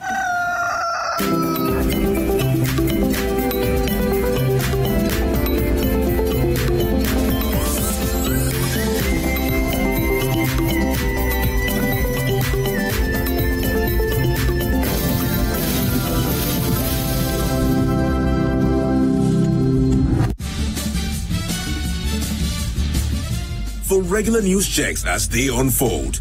2020 news, all day, all the time. Politics, sports, entertainment, business, and more. 2020 news. We bring you the world in 20 minutes. And that's all the news in 20 minutes. Every Thursday night on City TV, You're welcome to join women from different backgrounds and opinions as they weigh in on your relationship issues. Watch Sister Sister as the ladies get real with issues about love, marriage, betrayal, sex, dating, trust, finances, and more. Join Jessica and her sisters for City TV's all-women talk show, Sister Sister, every Thursday at 7 p.m. Also, live on 97.3 City FM. Spend 30 minutes every weekday catching up with all the trending social media conversations of the day. If you tweet it, we'll read it. We might just even Skype you. Just, no matter your situation, you can rise to the top. Absolutely. You really and can. It's interesting that he wrote this article on the 17th of June, and on the 18th of June, yesterday, he actually scored 2 goals in the Belgium World Cup meet. 30 minutes is all it takes, so use the hashtag 30minutes on social media to catch our attention. Join the most interactive social media TV show weekdays at 5 p.m. only on City TV.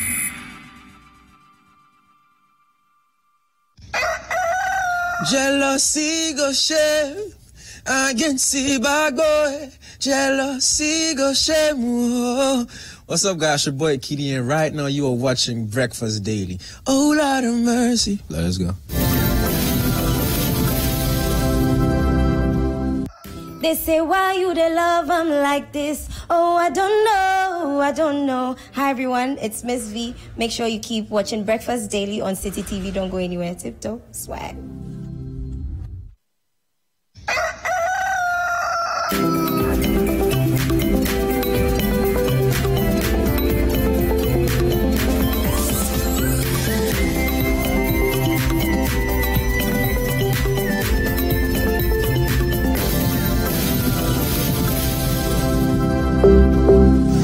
Body in sync. Class. Yeah. Osi January Kojo me the first. Jatabio them a force na madan the best. And yet examiner, so make you no test. I mean I was said won't so man no go fi curse. Me February me yabo ba me back January February cheda mo Dominiki di paddy. February musu na me na chim me ye chide shi. Mo gain into yana wale match. Make a match. Oh no, some match the day ya boy. Osi yenye serious, you go sacri, get your bad bit to them. All never wa watching. Say April, my man can I go disable. Yami on kita crutches on ye disable. My time funny me power no about to me table and it's in your power. We join him a cable. Say I will yanko me titi de me bon so no pina way gay. Ghana focasa and the ochina will be a day. Ayo Ghana for soon will be a day. June be a in the secret, so what rapper know your June lads in the more young. June loves to be crazy. At times while you're quiet, in fact, they know they talk. July and they hand about good so you lie. Yeah, kotoko, kuma pimo swap, pimo baba. August, oframa man tough summer. Busuma, you did the banner bro man. Ata, Mr. Busuma, you did the banner bro man. Pataka won't say mental chacha, no mental chacha, no mental chacha, na also no compo, no sona chacha, September, Melebe ya rapper CB favor, well bobo show what you see $1 na safer, or made up Rabona ya hard it is. But still, you bet you quench in the Sega October. Be able to quit it to the job. Yamin kitchen in our maba, my sober. Yami a key, a key. Chemitil in the fire holder. November, last part 1. My bravo story, see ya part 1. Hello, Sata walk, one me no friend and me not talk much, me not bounce them bad man.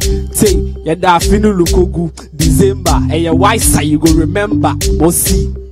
December to remember. I check bo. Hey family, my name is Joe Metal and you're watching Breakfast Daily on City TV. Keep watching, don't go nowhere. They say, why you they love them like this? Oh, I don't know. Hi everyone, it's Miss V. Make sure you keep watching Breakfast Daily on City TV. Don't go anywhere. Tiptoe. Swag.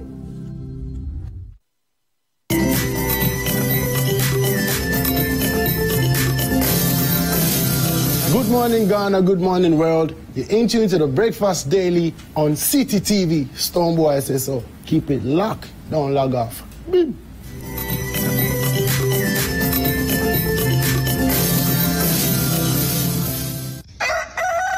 Jealousy go shame against the bad boy. Jealousy go shame. Oh. What's up, guys? Your boy Kitty, and right now you are watching Breakfast Daily. Oh, Lord of mercy. Let's go.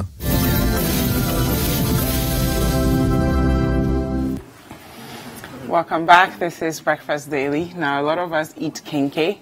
As a matter of fact, I had one last night, and today we're going to learn about how we're using kenke to help each other, and especially the needy. I am going to introduce my guests to you right now, but before that, let us know your thoughts on what we discussed today. And kenke, do you love kenke? Have you used kenke to support people in your community? And also, what activities have you engaged in to promote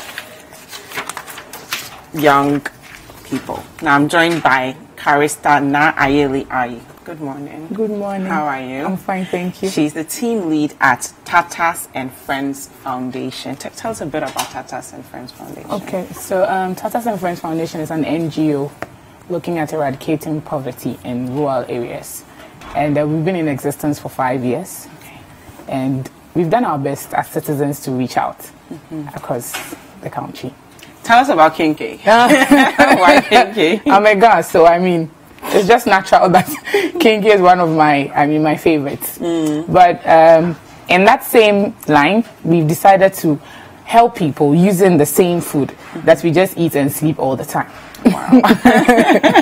Now let me tell you guys at home a bit about kenke for the Needy. It's an outdoor fundraiser that is aimed at raising food by bringing people from all walks of life together to eat the staple food kenke.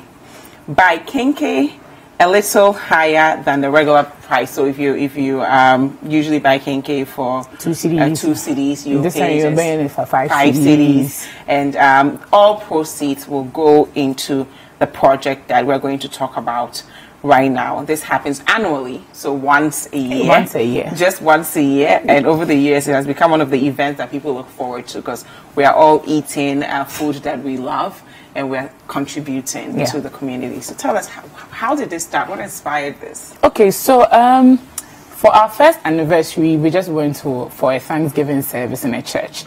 And then for the second anniversary, my team and I sat and we decided, okay, so what can we do? Because then everyone else has a car wash and it's too the same for us. Yeah, just to go wash cars. So can we do something different that will like attract people and also help us raise a lot of money? Then someone just says, let's have a kenke party. From the beginning, we shoved it aside. But later, why did you shove it aside? Because it was so it was normal, like, right? But kenke party, who is coming? And then later I'm like, actually, I can't have a kenke party. And then the proceeds will rather come to us and then we'll use it for our project. So the first one happened in 2015. Nice. Seeing us raising 10,000 Ghana cedis. Wow. Selling From kenke alone? Yeah, from kenke, pork, shrimps, I mean, all the communities that you can think about.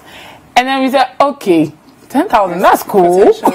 So second edition 2016, seeing us raising 15,000. Wow. I said, okay, all right, now it has become something that everybody wants. Every now and then they'll be asking us, when is the next kenke for the needy? And we're like, you know what? We never really have any fundraising. We mostly do ours online. So I think this is it for us. This is our thing. We're going to stick to this for the longest time that we can.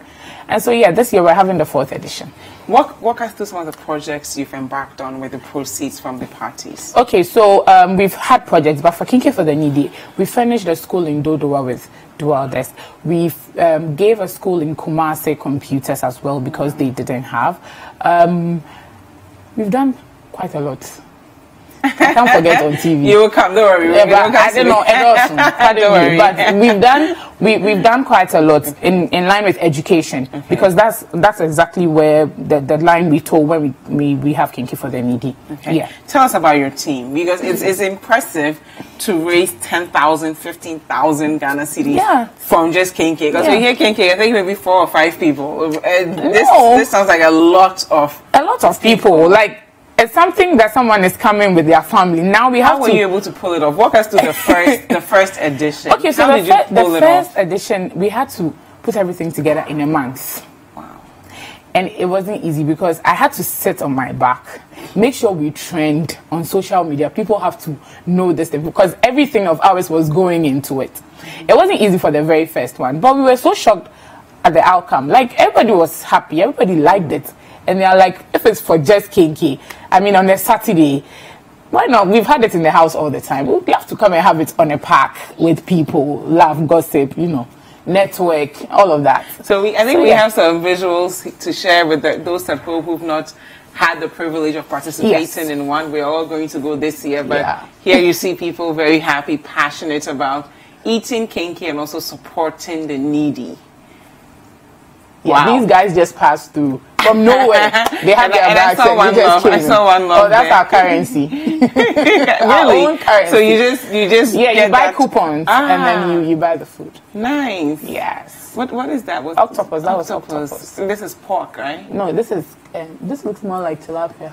This is pear. And pear. Wow, so you can get vegetables. Oh, you get everything. Fruits. Like, wow. Yeah. Hey, there's juice. And I see that some of these are also owned by local businesses. So is it conscious that you want to partner with local entrepreneurs as well, or it just happens? Okay, so for my team volunteering to do this with me, some in-house people have these kind of businesses.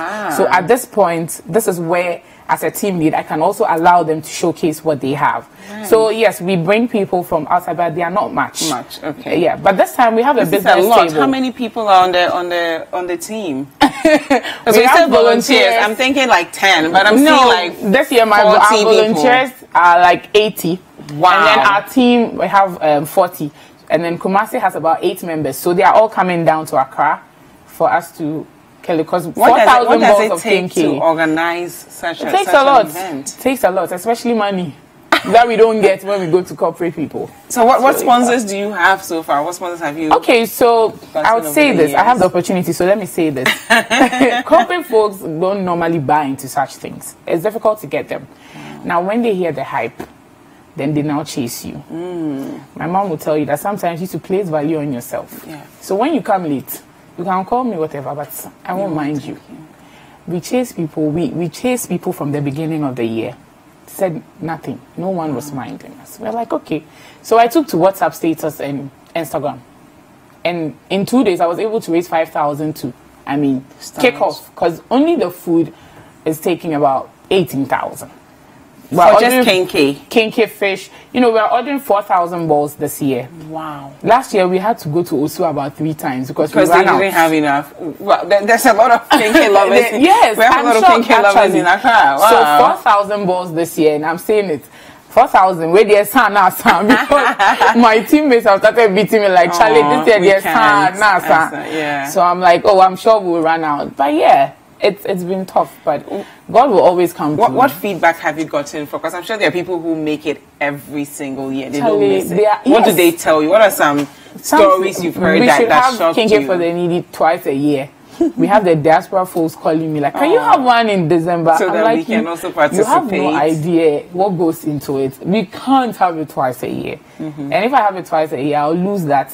You know, that thing. Yeah. Yes, I want you to sleep and wake up and ask me next year what date is it? Because I'm waiting for it. Exactly. Now tell us, is beyond Kinky for the Needy, what else do, you and your team? On my team? Yes. Oh, on my team, beyond Kinky for the Needy, of course, we'll run other projects. But also, we're looking at introducing new things as an organization. Nice. Yes, we want to be one of a kind, non-governmental organization. Not like anything that we're going to make profit, because of course if we make profit we'll be charged. We should pay taxes and all of that. So nothing like that. But there's more coming that will just prove to other NGOs that look, there's a lot that we can do, not just the very normal ones. There's so much that we can do. Now I want to learn about you. Tell me a bit about your story. Oh, it's not that deep. What did you study in school? What do you currently do? Let's learn a bit about you. Okay, so I'm not the so smart person that you're expecting, like the straight A students, no. But being smart is not all about grades. Well, so let's put that out there for those at home. It's just to pull off a KK party and make 10,000 CDs. In this 21st century, that all of a sudden people see that smartness is not about the grades. True. Yeah, it's always been about the books. So let me just say that in the past. But I'm an only child. My mom doesn't live in Ghana. My mom lives in the States. Aside this, I run a small digital marketing firm for startups only. With their small budget, I get your audience online. I manage the brand online. And then we try to grow your business. Aside that, I eat, I sleep. I'm a Jesus junkie. What's that? Jesus junkie. I'm a junkie for Jesus. Jesus junkie. Yeah. And then there was some junk food that you like. No. And then what else? Nothing much to know about me. I'm just one crazy, lively bubble. What's the name of your digital company? Go Digital. Go Digital. How long has it been functioning? I had that when I had the 8 to 5 job, so it's been around for 2 years. What was the 8 to 5 job? The 8 to 5 job. Oh, you rather no, I don't mind. I was a PR marketing assistant for Bima Ghana Limited, but for the Tigo insurance brand. So yes, that was the 8 to 5 job that after 2 years I couldn't. So what inspired you to start Tatas and Friends? I know people say they've heard this often, but of course, growing up, I didn't have everything. My mom was a single parent. I would still call her a single parent, even though she's married again. I have seen myself not have, and I know how it feels. Like, it's not the best of feeling when you really want something and you're not able to get. It has really, really taught me a lot in life. Aside from being humble and appreciating even the little I had at that time, it made me really want to be there for people. Aside that, my name is Caritas. It means to give to the needy. So yeah, I'm living my name. Wow. Yeah. Did you envision yourself doing this as a young girl? Like when you were younger, did you see that I'm going to grow up and I'm also going to see people who reminded me of myself and give I would back? say yes. If I say yes, I'm a liar. No. So I only saw myself puzzle? being of help to people in my own little corner, not to be of help on a large scale, because I thought I needed money to do that, and I'm not from that, so I didn't. So what sparked that interest of my I'm mom's not only going to succeed, but I will try and give back to the community? Okay, so when I was turning 25, my mom's birthday the same year as well, she was turning 50 or 55, something like that, one of them. But I said to her, you know what, this year, we're not going to, you're not going to send me money to go for dinner and all of that. We're going to try and give back to people. So I took to social media. Social media has been of help, great help. I took to that place, raised funds, raised foodstuffs, clothing, a lot of things. Took to Jamestown. There's an orphanage just underneath the lighthouse. I took it there. Everybody came around. And that day was my day of like, okay, I actually do not need money. I have a voice that goes far. And with my voice, I'm sure a lot can be done. And that same voice has brought us where we are. So I believe, I would always say that if you have a voice, use it for something. Do not always, do the other one. Now tell us a bit about your experience in corporate Ghana. What was it like? And you usually find people leave the kind of work you're doing to the corporate world, but you did the opposite. The opposite. Why was that? And what were you doing in corporate Ghana? Corporate is not for me. But tell us about your early days there. Did you enjoy it? What were some highlights? I didn't start immediately at the back office. First, I was on the field as an insurance agent. Okay. So I was moving from location to location to get Tigo subscribers to get onto the insurance policy. And then I was brought to the back office because my boss said I had potential and he sees I'm good with social media and I could help in that line. So I should come and top it up with a little PR from those who are good at it. And so I came to the back office. It wasn't easy because the waking up part for me wasn't the easiest. What time did you have to wake up? I live at Community 20 and office is at the Banks Road.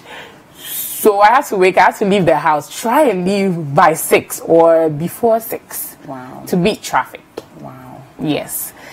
And in the corporate, I learned a lot because I realized, wow, there are people and there are people doing a lot of things and I'm not even doing half. Then again, I met awesome people that have contributed to this foundation today. Nice. So for me, corporate is not cut out for me. But what did you, so you managed the social media? Not necessarily. Okay. So I took to the PR part for Bima Ghana, the Tigo insurance brand. So I would talk about the insurance policies, try and create a montage to try and communicate to the public Nice. on the things that we do and the benefits that you get from the insurance policy. So that was it for me. I was learning bits and pieces from a friend, Michael Bruce and Gifty Bingley and PR. So you would write, take it to them, they'll go through, and then so it was in that line. And how many years did you do this? Okay, so I was on the field for a year. Then I came to the office also for another year. What was the final straw that you were like, this, I know this isn't for me, but now I'm going to act on it?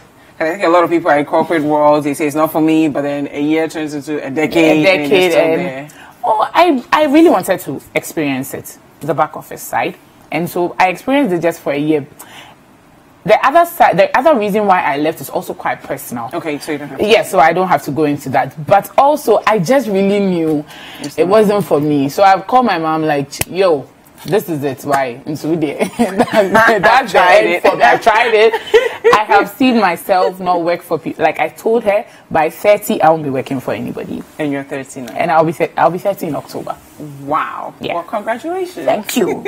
So, do you have any advice that you want to share with young people who want to do something like this? Because I think everybody thinks you need to get a grant or chase after some rich person to sponsor you. Any tips from your experience that you can share with those at home who are inspired by your First, I'll say that I look like I have my life figured out, but no, I don't. I don't think any of us I'm still trying to figure myself out. So yes, it's okay to not know about some things when you're into something like this. But also, I believe that this thing is passion.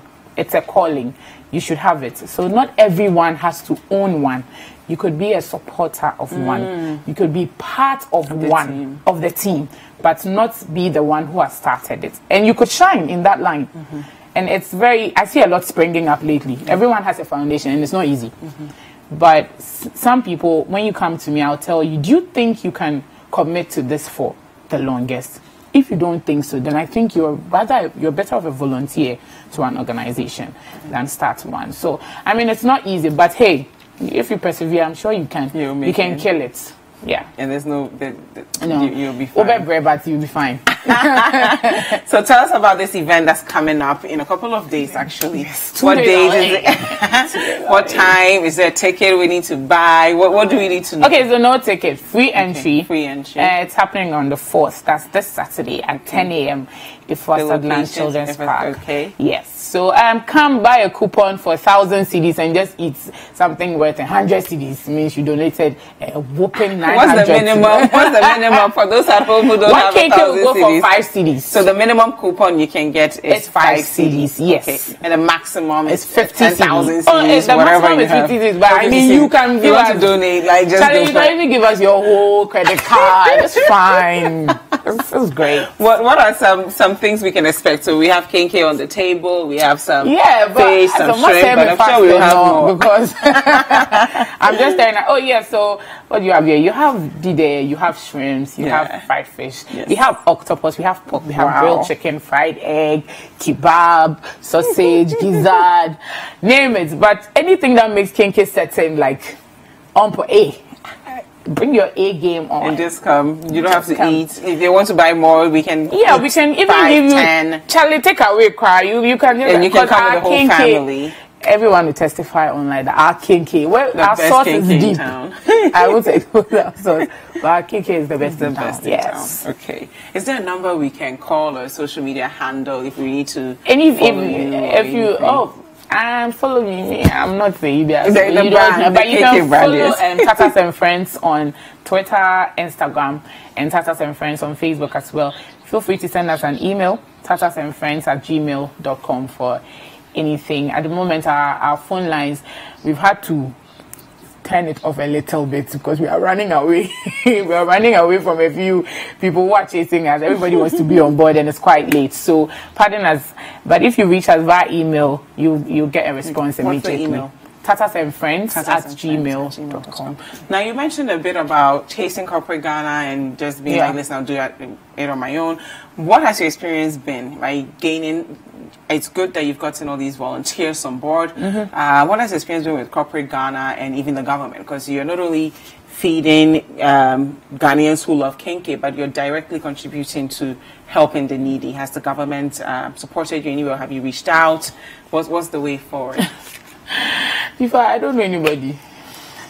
Now in Ghana, if you don't know anybody, how do you even get to that point? So for me, I would always say oh, but you're here, so you must know somebody. I mean, here's home. You know what I'm saying? Here's home for me. I know lots of city people. So you know somebody. Yeah, I know somebody. But you see, at the top, you really need to have your connection. But you're at the top right now. Hey, Charlie, you box me from outside. Government, for me, we're doing this to support government. That's what I see, because they can. I mean, they can do it, but Ghana is big. So as citizens, I feel like we also have something to contribute.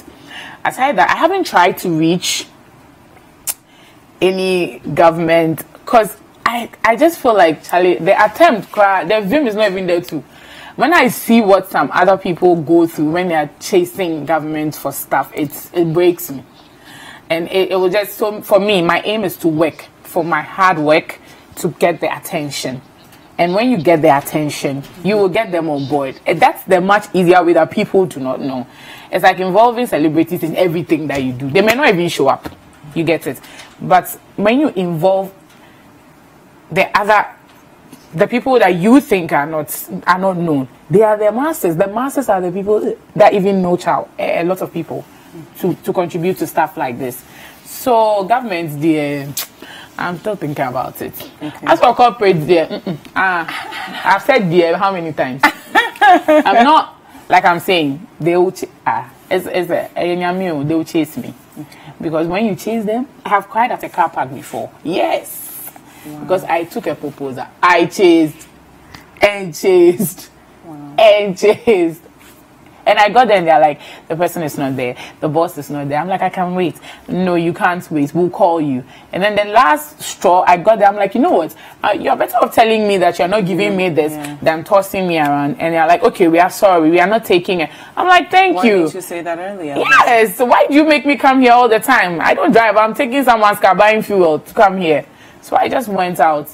Oh yes, I cried. I'm a crybaby too. Something I didn't say about myself. So tell us about the projects you've worked on. I know you're trying to downplay them, but you've built schools, you've donated some IT, resources to. Yeah. We really need to appreciate the hard work and the effort you've dedicated to this, because it's not easy. Oh, at all. It's not easy. So we've not built a school yet. This project, this current one, is going into building a 3-classroom unit. Wow. For a community called Adaklu, the outskirts of Ho.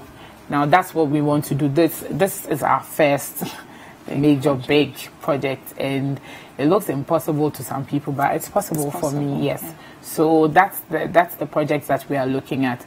We started working on our documentations to get legal documents, so that when we start project, no one comes to say stop by AMA on us. That will break us. So yeah, that's what we want to do. That's what we're about to do. So that's the target for this? The target for this would start the project. Okay. Because only the foundation is, the cost is 50,000 for just the foundation of the building. Wow. And we're going to be walking our donors through the process. Wherever we get to, we are going to make you see. Yeah. It's the only way you can get them to, to be transparent. Yes, and to support. So yeah.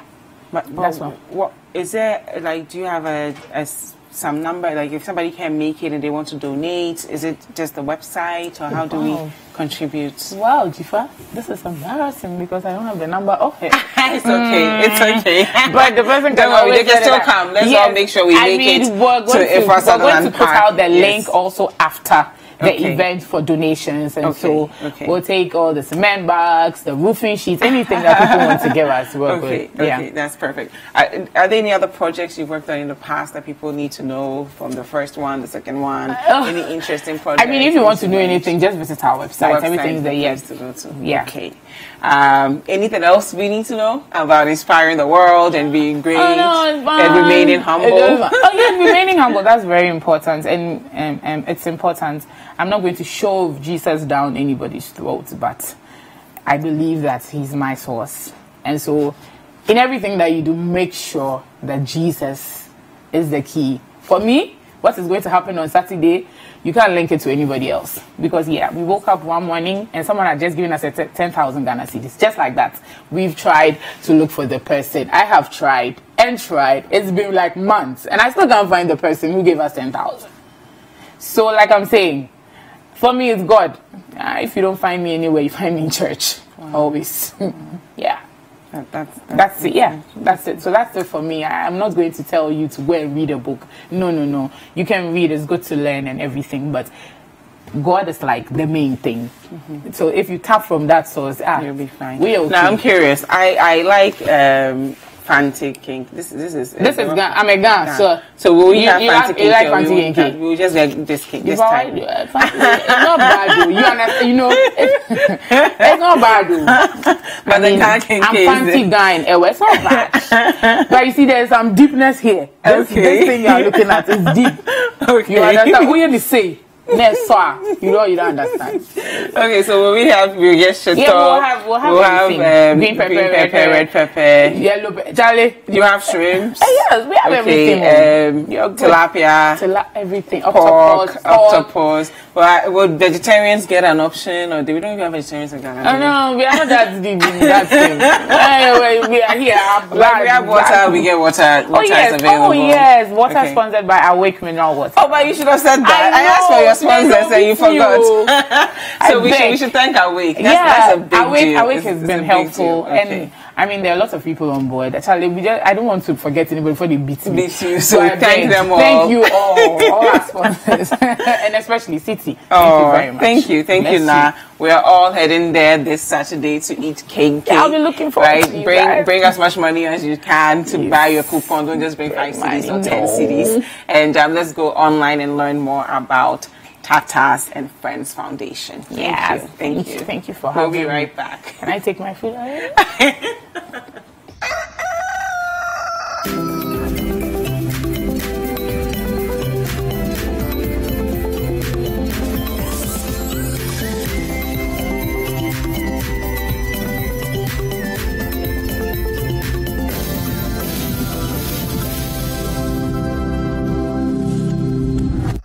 They say, why you they love them like this? Oh, I don't know. Hi, everyone. It's Miss V. Make sure you keep watching Breakfast Daily on City TV. Don't go anywhere. Tiptoe. Swag.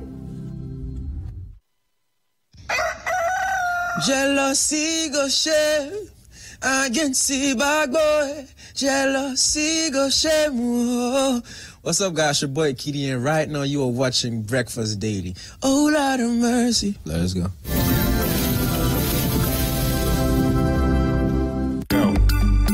Spend 30 minutes every weekday catching up with all the trending social media conversations of the day. If you tweet it, we'll read it. We might just even Skype you. Just, no matter your situation, you can rise to the top. Absolutely. You really and can. It's interesting that he wrote this article on the 17th of June, and on the 18th of June, yesterday, he actually scored 2 goals in the Belgium World Cup meet. 30 minutes is all it takes, so use the hashtag 30minutes on social media to catch our attention. Join the most interactive social media TV show weekdays at 5 p.m. only on City TV.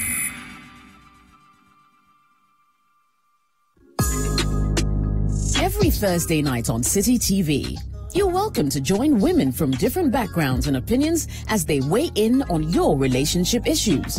Watch Sister Sister as the ladies get real with issues about love, marriage, betrayal, sex, dating, trust, finances, and more. Join Jessica and her sisters for City TV's all-women talk show, Sister Sister, every Thursday at 7 p.m. Also, live on 97.3 City FM.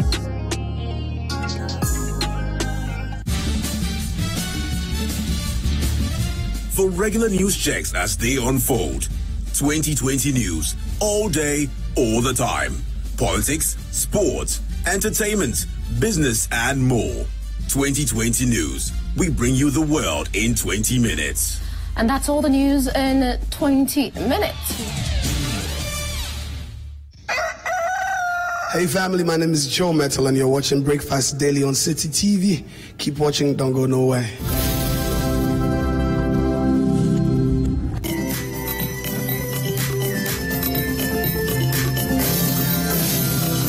morning, Ghana. Good morning, world. You're in tune to the Breakfast Daily on City TV. Stoneboy SSO. Keep it locked. Don't log off. Beep.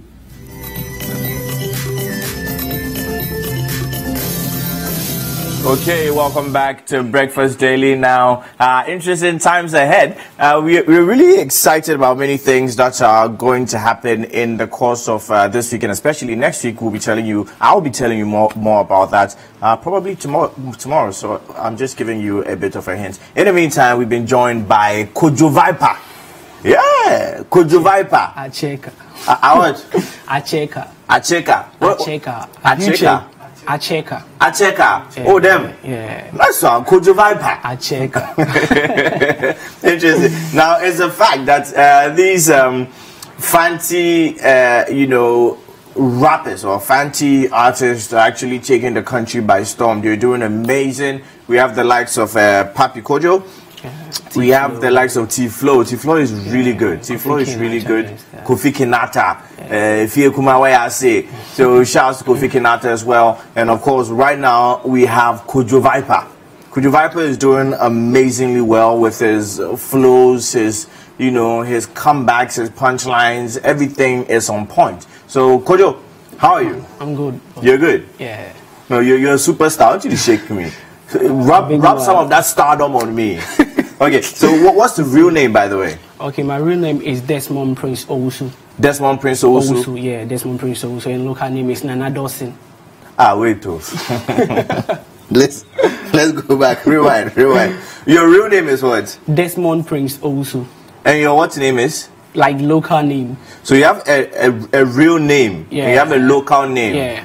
Okay. Yeah. So your local name is not your real name per se.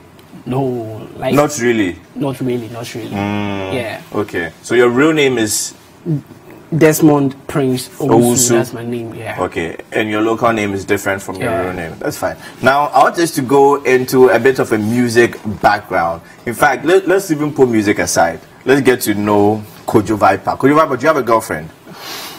Oh, not really.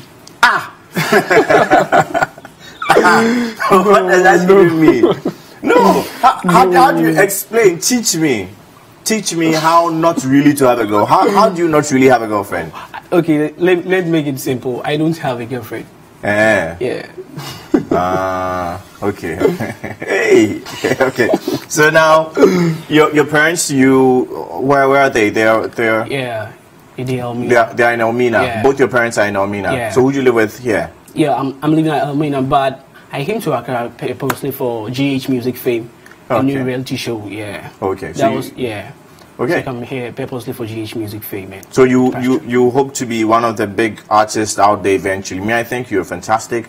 I heard you and I was telling Rolex, who spoke about you. He had also heard you a couple of times, and then he said you're very good. He has also heard your music before, and you're very good. Okay. So you have at least two people who believe in you a lot. What do you seek to achieve with this belief that I'm sure there are many people out there, when they hear your music, they actually believe it? What do you seek to achieve with the fact that we believe you? What are you going to do? Okay, right now, what I have to do is learn. And still, like, we are not done. So I'm seeking for advice.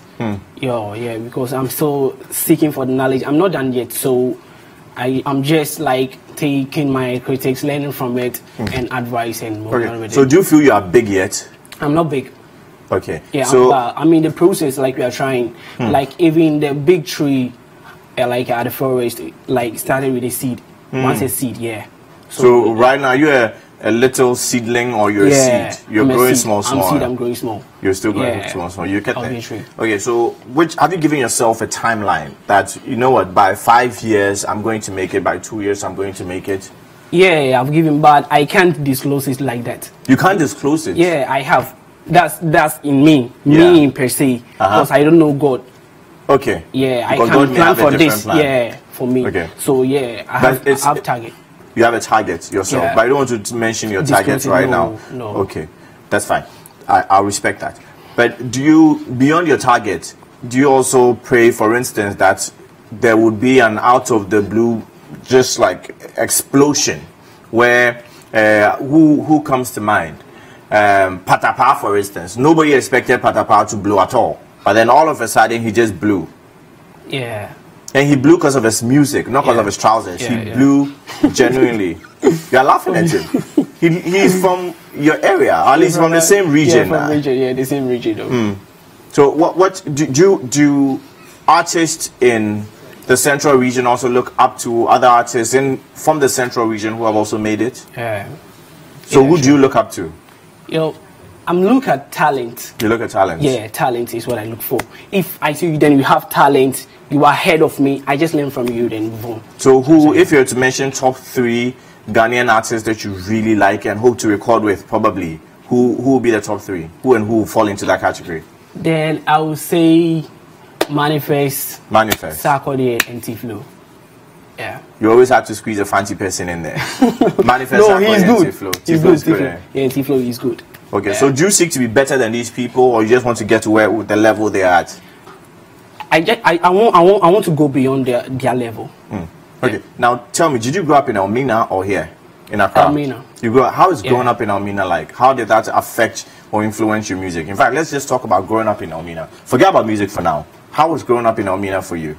Okay, like it wasn't easy. Like you see, Elmina, like we are close to sea, and like probably. You ever go fishing? No. Okay. I've not even been there. Yeah, no, okay. I don't go for fishing. But it's easily like if your friends who go for the fishing, they can easily convince you to drop your education, then you go to the sea. So it's up to you. It's up to you to be like you just stand still, then you just focus on what you are doing. Else you'll be influenced to join them. So growing up there is not easy though, but you can still make it. Okay. So you've had a level of education. Yeah. Okay. And do you intend, if you had music and you had the chance to further your education, which one would you go for? Okay, I'll further education rather. You prefer education? Yeah, education. So and go with the music. And I can't leave the music behind because that's what I feel like doing. Yeah, in everything, like you have to add education. When you add education, like it helps. It helps a lot. So I'll move with it. So you feel you doing music right now? Oh yeah. Is a way to, for instance, would you say that if you got some funds from music, would you push it into education or would you push it into more music? Since you are so interested in education, I'm just curious. Okay, funds from funds, I'll push it in the music.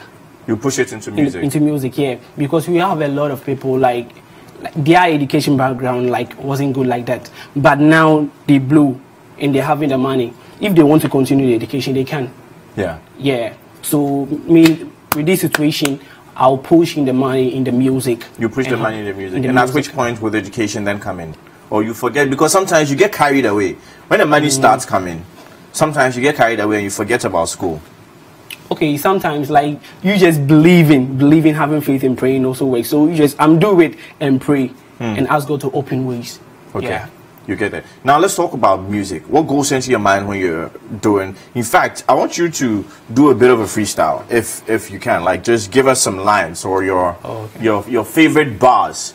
I was hearing some punchlines earlier. The first track you did, I think it was on Tramadol. Yeah. Yes, there was one about Lampard. You know, let me not be frank, or let me be frank, something of the sort. You know, so it just hits me that dude has really good, fantastic punchlines. Yeah. So let's hear. I want to hear something that has a few punchlines so that people can understand exactly what I'm saying. Are you ready? All right, I'm ready. Yo, Acheka, the fancy rap future. Listen. It true me from Tommy Hill, but I know the figure. Montana graphic, but daily, Mama will fella. Make us will be Jay-Z, but I know be Jigger. Kojo in Soja Jamaica or Flow Seeker. Move your petrol na gas, cause I spit fire. I'm too hot, bad man, I no go retire. Me is in a camp, but I be Mike Ben. I want Fremu Stone Boy on Cheddar, no go higher. Musa, Bama Juni Ebola, Bisare, Mudu said G string. Yeah, you dey play. What rapper in the shake take in the train. From Pomaso Singer Kojo, your word, make you no delay. And do look good, said the woman la better. Me teacher be saying to Boga, and to my madam, you for think deep, madam, and to my madam. Okay, so now we want you to do it on a beat now. I want you to do it on a beat now. Are you ready? I'm ready. Okay? Yeah. Kojo Vypa, the fancy rap future. Fante Confederation. Okay, wait. I want him to bring you a mic. Okay, Rolex, if you can bring him the mic. No, come on, give him the mic. Okay, cool. You good? Yeah. Let's do this. The Fante rap future. Say, welcome to Ghana. You go what's up, you are cool. You go up a session, be in a shadow or your fool. You go out by soon, girl, sake off. We're going to pull you. Go at tune, dance all for what can you tune. You go where today that shadow one on the lights. No rappers in claim or offer tree, no claim it tight. Politician, best about but don't be nice. No girls, per west a wild ball, what's and what height. You go where born a piano, who they guy. We no drugs for one gin tomb, now see you junkies. You go where ya short you could do, say come, lesbians are also, Esimo boa, Quanaquasha bosso. You go where ya chicha power near the sum, a janani be enough, tin a yen pum. You go where no more pastors, what also send the taxis. You go where no more for the white drink but tactics. Obia less nothing yame, but the fact is, I've been into me can't say of what you want taxes. You go where the president are on shell, no one no ye billionaire. Every Sam, I be the best son of Vole. A poor boy, you're buyer than a Ghana ye, eh? Yet in the year come, no one to him. Yet a year come, my China fully but to him. Eka was a man, so we're looking and why just a one for one Ghana high. Yeah. But the corrupt fight the corruption. Take it or leave it, yeah, mama will option. A poor when I want the Ghana for you and a portion. And as the man the Yebo Huma Sami, force in the day. On you do, on your punchy.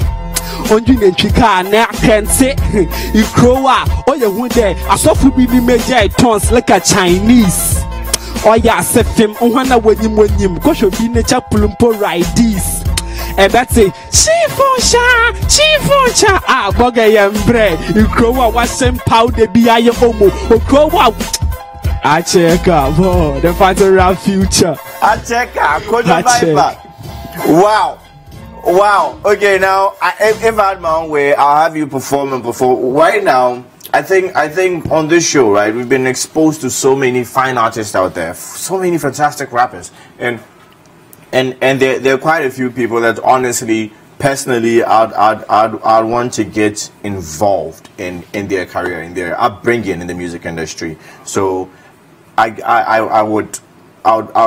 definitely like to get involved one way or another, because I really believe in the talent that you have. I think you're a fantastic artist, and I think you're going places. You're really marketable, and this is it. Anyway, so we'll take final comments from you, especially how people can reach you, your social media handle and the likes. But trust me, I endorse your music. I endorse it. I think you're fantastic. Thanks. Okay, so how can people reach you on social media? First of all, thanks to everybody. Thanks to everybody doing the watching. I'm Kojo Vypa, aka the Fancy Rap Future. Okay, if I can welcome my Twitter.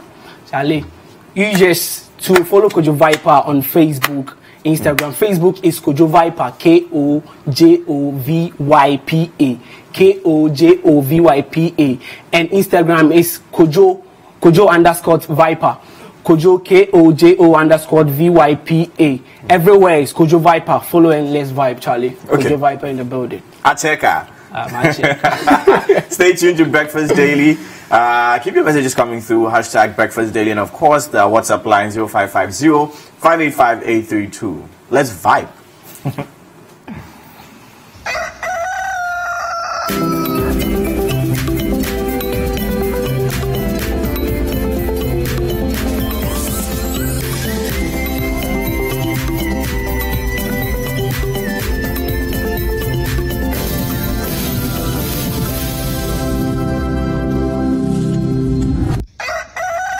Jealousy go shame against the bad boy. Jealousy go shame. Whoa. What's up, guys? Your boy Kitty, and right now you are watching Breakfast Daily. Oh, Lord of mercy. Let's go.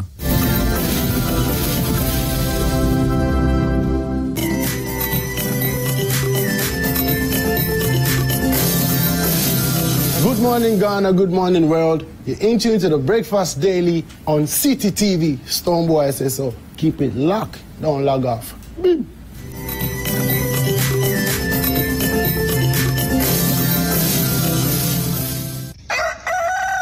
Hey family, my name is Joe Metal and you're watching Breakfast Daily on City TV.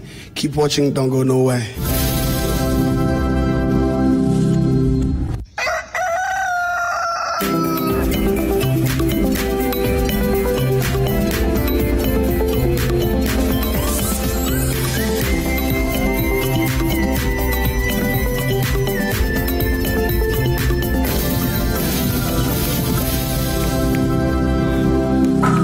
Welcome back. This is Breakfast Daily. Thank you guys so much for staying with us. Now, yesterday I wanted to mention a bunch of birthday wishes, but I forgot. Yes. You know, Kojo David, he's always with us. Oh, wow. Kojo David, yes. Yesterday was his birthday. Oh. So, Kojo David, happy belated birthday. And of course, our very own Ishmael. He is in charge of all the sounds. And today is Anita. Anita's birthday. Anita's part of the business team, so she's on the business desk. We wish you all the best. And Oh, yeah. And yesterday, too, NDC's, well, he kept on sending me messages that I should remember to give him a happy birthday. Elikim Kotoko, going for National Youth Organizer for the NDC. Happy birthday. Yesterday was also your birthday as well. So, I think and my favorite musician, actually, he died. My favorite musician passed away today in 1997, Fela Kuti. So, we love Fela, and he pioneered just African music all around the world. But thank you at home for staying with us. We will see you same time tomorrow. Make it a lovely, lovely day. Yes, but Kojo Vypa will have to perform. Yes. Kojo Vypa. I check her. He's super talented, and I love his confidence. He's so confident. Yeah. Kojo Vypa. The fancy rap future. Listen. Ossi, mo puncha wo comedy A.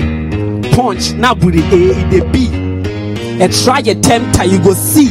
Bifa open any deposit me D. Mo punch it off in a me E. When ne wale can some many me the F. No be say brag mo flow ni a G. Wa shock and only come Ossi H. She nobody the rap pass I. John Tina me flow J. Ramen a punch in the one more the K. What's in the Kojo? Mo wallet to the L. Who be the best OG now what the M? On pedo bobo me diniti na ose M. Mascape N. Obisi O. M mascape. What be your P? Anything I de do and I de kill. But a command then I uncle R. From an major would yes. Mekada me petapioka na manke de T. Right man no go support you. She de be with the feature Miss V. And to me ya V double I do you. My for wage, me ex. I feel a little bit some and then a wife. Oh, I show that me why. A comment them, I will be mean me TZ. I check her. But listen, Kojo Vypa. Yeah, listen, young queen. Yeah, wo best rapper na rapper naba. To a team, wo would say what rapper nasa. Or your whack, Kojo made the punch sasa. To which you meet la sharp na wo rapper nada. Mr. Maya Wada Maga the punch, medal banner, your code the empire, you know go fi sack me. I will go for Ghana must go Napolitan too. I can find the band, never would they pack me to pack. What's the move in you? Can I mobile be a metam? Tamahaba ship, Semono Modo. They are bad, Maskia 1 hour, 100 million sue. Me start to flow, pe one home for my Junumuto. Me a bull about my Junumuto. Me a deep, some more Tobamo, watching him for my Fahoma, made the man no more watching him for. Jimmy set the punch and I make a power watching him show. Mamma and the way you be, Mamma like a can won't peppy, Mamma Lepan won't peppy, in front of my wonderful yippee. And the mumma won't be, my yama once a month puppy, my young one the post passa. What's the matter? Me you could go for Japan. I saw what kill about try. Made the nation one corner. No more day. I'm a grabbing and I'm a barman, a car bad or spitting wood up one. Mama rappers is showing no take mante, beating a drop of that cheddar mante, but what's the dream? Son of what's the fante, or punching a yet and it's a banche. Kojo Vypa, we didn't get a popo who only move to the upper when you check and the boot the middle boo from a jagadu at school. Boshigis and Adagadu, at Jamaica boy, what you go show me? Me any friend, what you go show me? And Shamo shake cause moo, hold me, who punch get the heavyweight, just the bore me. Rapper na motor pressure no maba. Rapper na mo rapper my rapper say why you raga. Rapper na mo rapper punch what I say but trouser. Rapper na make the mic punch I will go gaga. Mamba, we punch you dead obituary. We punch you weak sexually. We punch your basic computer tertiary. We punch you 29 why February. Rhyme no kwate punch you chucho. Eba madam my fans was to show me what's in the size. Eba madam was to show Magnum Joe will be match that.